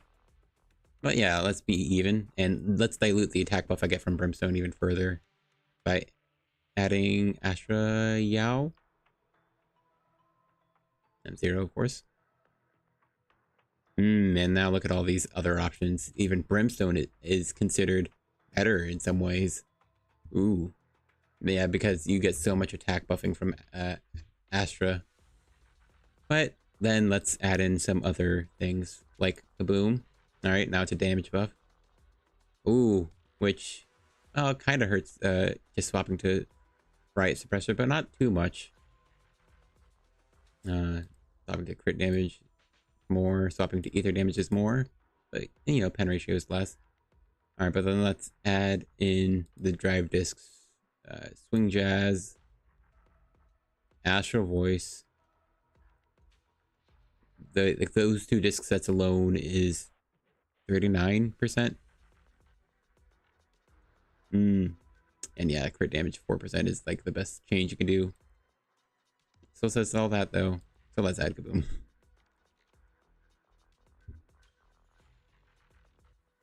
Yeah, so it still says that using Ether and Pen, freaking Pen, would still be better because of all the attack buffing I'm getting. Like Kaboom still dilutes it quite a bit. It's the same way damage does, but just it's based off of the massive attack stat. But damage is also based off of that attack stat. So very interesting. And then I could swap my build here and then wait a minute or two to try to reload it. Severed Instance is kind of better in some ways, but none of them are better than just swapping the gear on this build itself.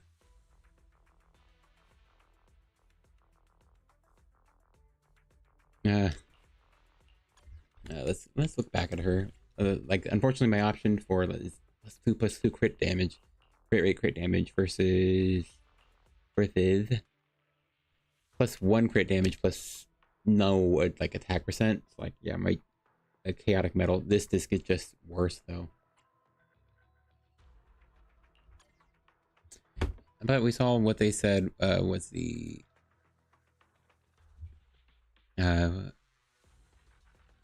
also, like, even though Asha and Nicole buff, even though I'm so much attack, it's still less than a % increase to this build to change to ether damage.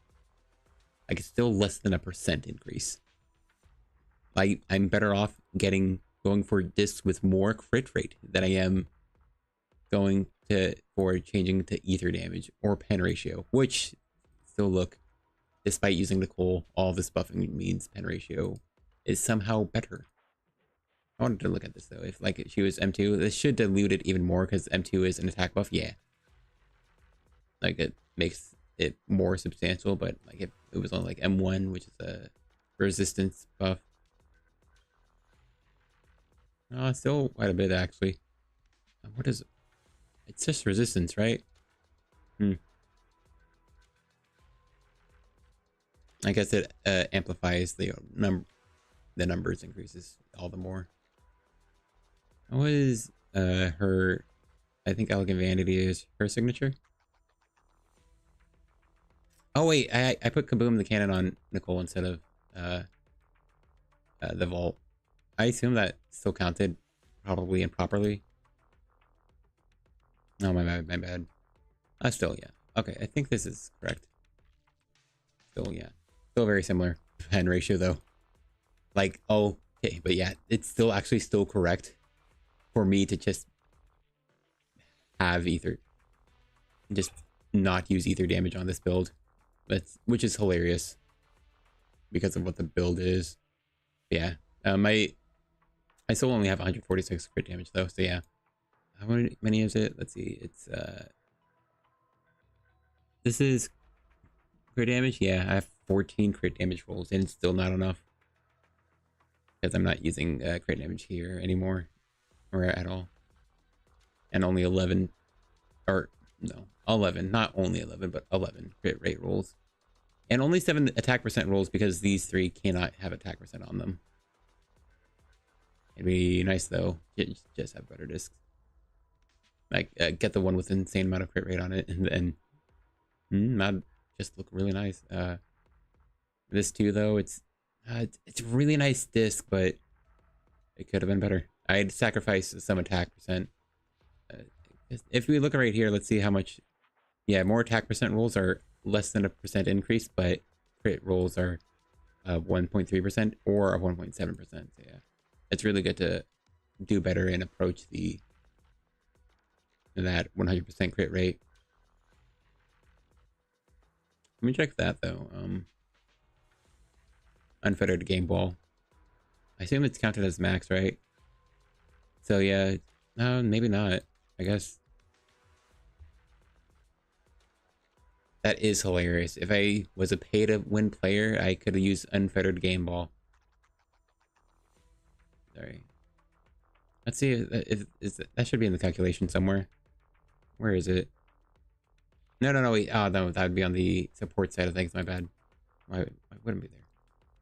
So I can't actually know. This has to be not maxed out then. Because this build is 39%, 39.4%. So it's less than 16% crit rate away from being maxed out. So it has to be like the 12% version.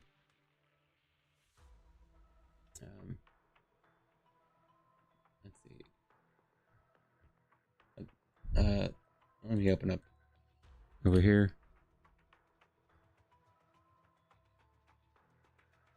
I get baseline is 12, right? Yeah, it's 12. It's interesting, but it actually makes sense when you think about it. Like, cause when I start getting more crit rate from an external source, then it stops mattering if I don't have enough. It's the crit that all of these weapons give: steel cushion, cannon rotor, Mercado, and then not severed innocence, but deep sea, Zanshin, and herb case, or well, Zanshin and herb case, but heartstring all give crit. And as soon as you get an external source like unfettered game ball, then yeah, absolutely no longer needed. Of course, that's also still niche and can only be used on either week, but you know, that's the best time to use her.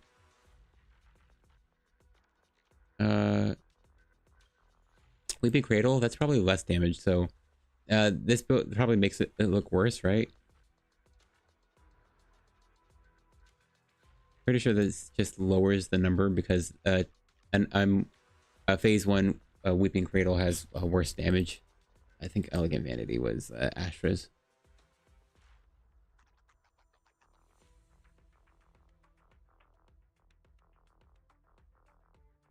It's definitely interesting to look at. Because it just assumes like permanent uptime, which is important to note. We assume 100% uptime on all buffs, which is unrealistic in a lot of cases. But you know, what's hilarious is that all these things are like in this case, 3% better. But they're all phase 1 limited W engines, meaning just getting phase 2 of Brimstone would suddenly rocket it up to being probably just outright superior in almost all cases to these, despite the team I'm going for, which is really cool.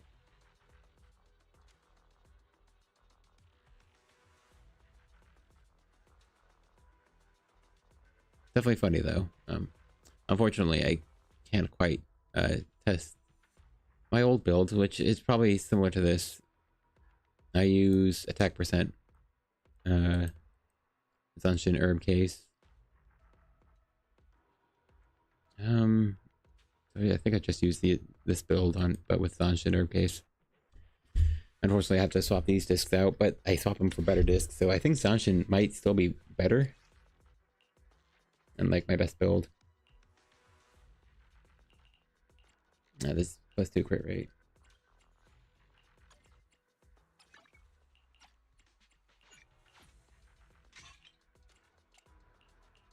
Alright, let's take Koleda's. Very sorry. Yeah, and then either that attack percent or that attack percent. I'm ruining builds by going for that. High. I'm still missing a couple of crit rate. That was my main problem with this build. But it's actually 39% because Zanshin has 10% always, and then almost most of the time you're proccing. Isn't it 20 seconds? It's 15 seconds, but still, you're proccing things very often, so you probably have the full 20% quite often. I'm still like exactly 3 crit rate rolls away from being at 100%, which is annoying me. Hold on, let me back up, just, you know, let it save. And just put discs on Fulcra. This is the build. Full 2-piece, 2-piece, 2-piece. And by full 2-piece, 2-piece, 2-piece, I mean the full 6-piece. Crit damage, by the way. Fulcra has innate 10% crit rate, and this disc set gives 12%. Which is hilarious. I'm using that on Lucy, so I'm gonna touch it. This one's really bad. I mean, this one's pretty bad. I have outright better.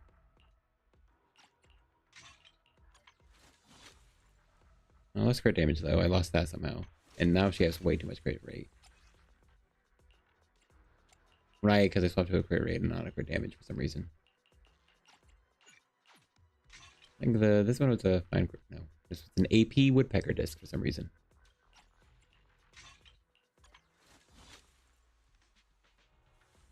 Okay. Let's refresh it again and see what's it say? I want to remember this number. 4.6 million. Yeah, 4.67 million. 4.678 million. See if it's updated. I assume there might be an error if there's not a proper 2 pieces. Yeah, no, yeah. I dropped so many places because I took off the best disc. That's funny. Is it a brimstone? It's better if you give it crit rate. Alright, well. Bring in Nicole. You have to make sure you add this all correctly to make sure the game knows the other buffs to apply and calculate with. So it'll know the final stats of your... That's still lower. Interesting. A swing. Oh, well, that's already almost higher.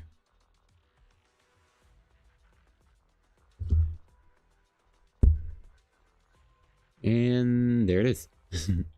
Yeah, obviously it's powered by the outright superior. This one here. 5 apparently.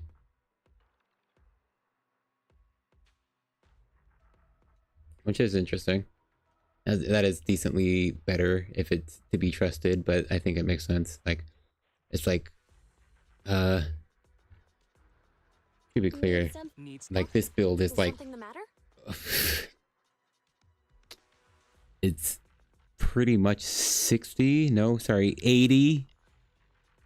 Yeah, 80% more crit damage. Dude. And it has higher crit rate. So yeah, for me to use the triple 2-piece with brimstone build, I really would need better woodpecker discs with just much more crit rate and honestly, hopefully more crit damage.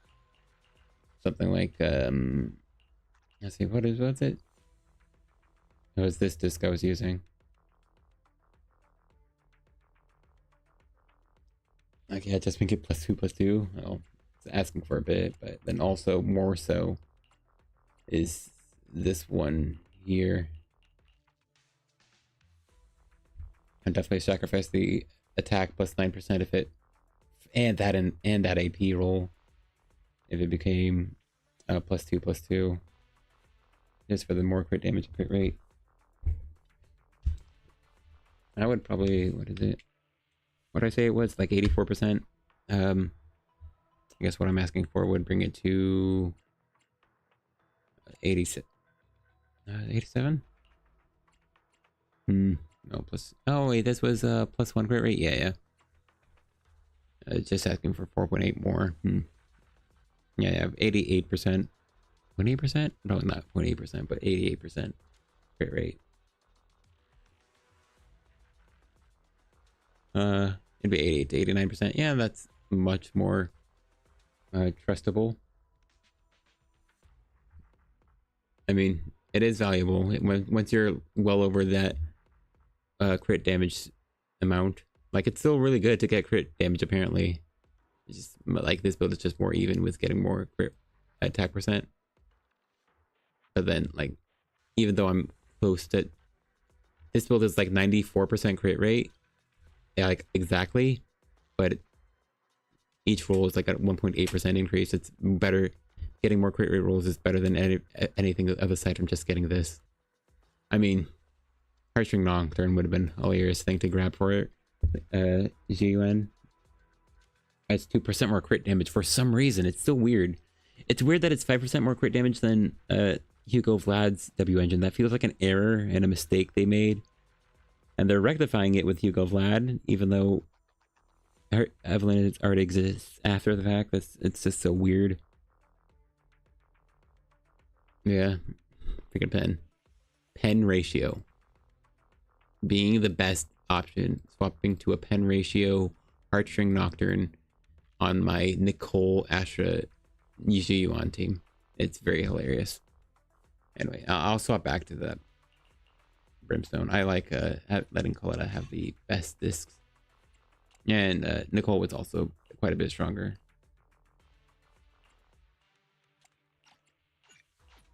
I just need to get better alternatives at some point. Pretty sure this is 4.4% over. I just don't have any other options. Like, I just didn't get an attack percent with crit damage on it. That's so annoying, and I can't at the moment because I would much rather be getting well, good crit well, the crit damage from the stunner disc that's coming in. So starting fresh, so you need to get right. Spend all you can to just get good discs at a baseline. Anyway. Huh? Is something the matter?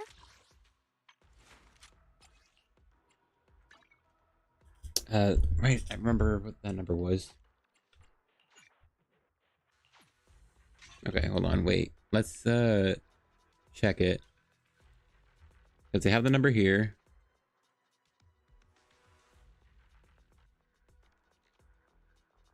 Once again, bringing out the GOAT calculator. I managed to stream 40 more minutes than I thought I was going to. Awesome. This number here, 5081760. And then, yeah, I might as well refresh and just put that in again.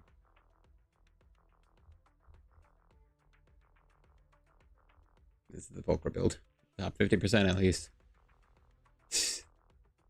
This just is almost perfect. I have a lot of really good woodpeckers in the third slot for some reason.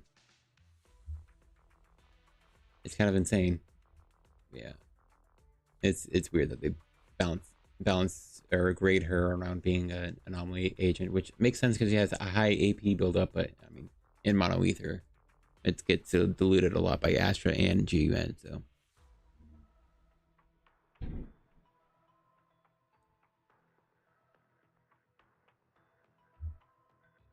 I just want to see, like, how much better was the other one? It's 4.6 though. That's like 10%.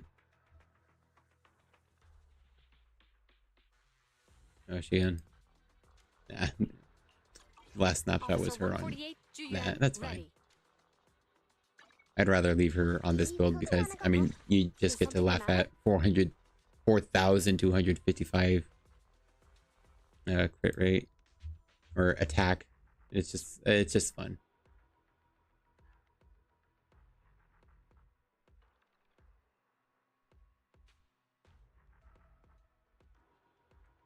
Oh, this is frustrating.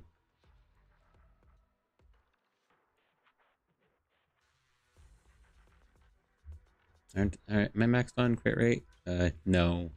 Technically, no. You need, 70? Yeah, you need 70% crit rate to max out GUNs.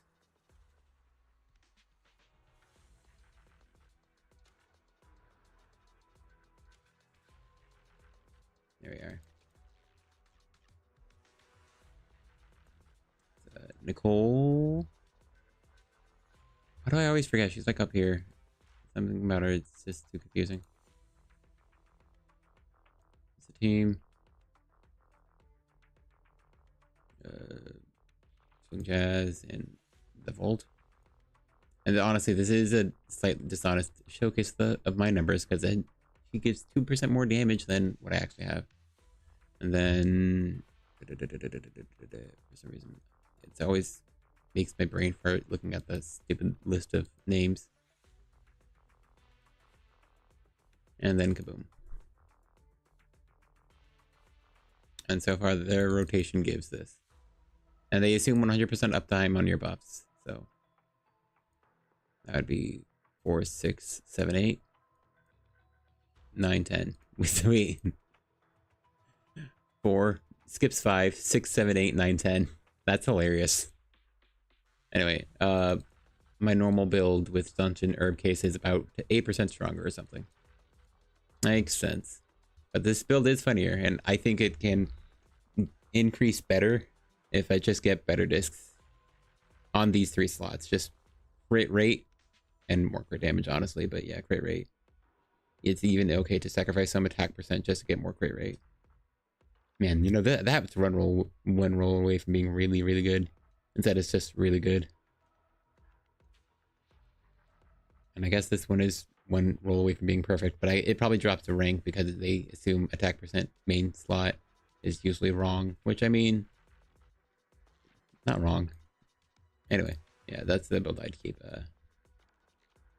What I hear is very cool. There's not much else I can change aside from getting discs, unfortunately, because the best Wenjin for her is Miyabi's because it has 30 more base attack than other limited Wenjins, meaning it's better than Triggers because Triggers is so versatile. So frustrating. Anyway, I think that's all. Finish the special program. Just read my own comment. That's my GUN. High stats. That's my Koleda. Good enough, I guess. Hey, don't look down on me. Anyway, yeah. Managed to go sub 4 minutes on it, and I think, I mean, a bit better gearing. Definitely, I think there's a chance for better play as well. Maybe gameplay choices. Could 2 minutes 30. It's very interesting indeed. Obviously, the mob stage was the biggest hurdle and frustration. Obviously, I'm definitely bad at it, but I also just find it so frustrating and not fun. So it's definitely need to figure out the mob stage because I could easily 230, which is the threshold to say this team's good enough to do a fight without needing to be carried. Because it's a 5-minute timer. So if both sides do 2 minutes 29 seconds, then you still win. But that's like the latest it can go. Almost a minute cleared this on the current build. So technically, I think with Sancho Nerb case, it humorously still do better. I would have submitted it. Submitted it. Anyway. Low on water. Need to refill the tap. Not tap, but filter pitcher. Tastes like tap, but we're out of water bottles and stuff. So yeah. Well, I was able to clear. That's pretty cool. I had my sound on very low, unfortunately. I realize now. I usually like to have it higher for streams and stuff. Oh well. I can hear this song too much already. Freaking helicopter dude. Anyway, that was all. Finally got all the way through the freaking special program. Sorry, it took like 5 hours almost. No, at least 4.5 hours to get through that entire thing, which is silly. Fun to chat, even if it's only to myself. That's about all there is to it. I was finally able to do Shiyu defense. What's next? Hard to say. Maybe I'll stream the next time there's the AA out. You know, getting more 20Ks with Astra or with DPS Koleda teams. Oh. Yeah, not much left. Thanks anyone who watched or watching.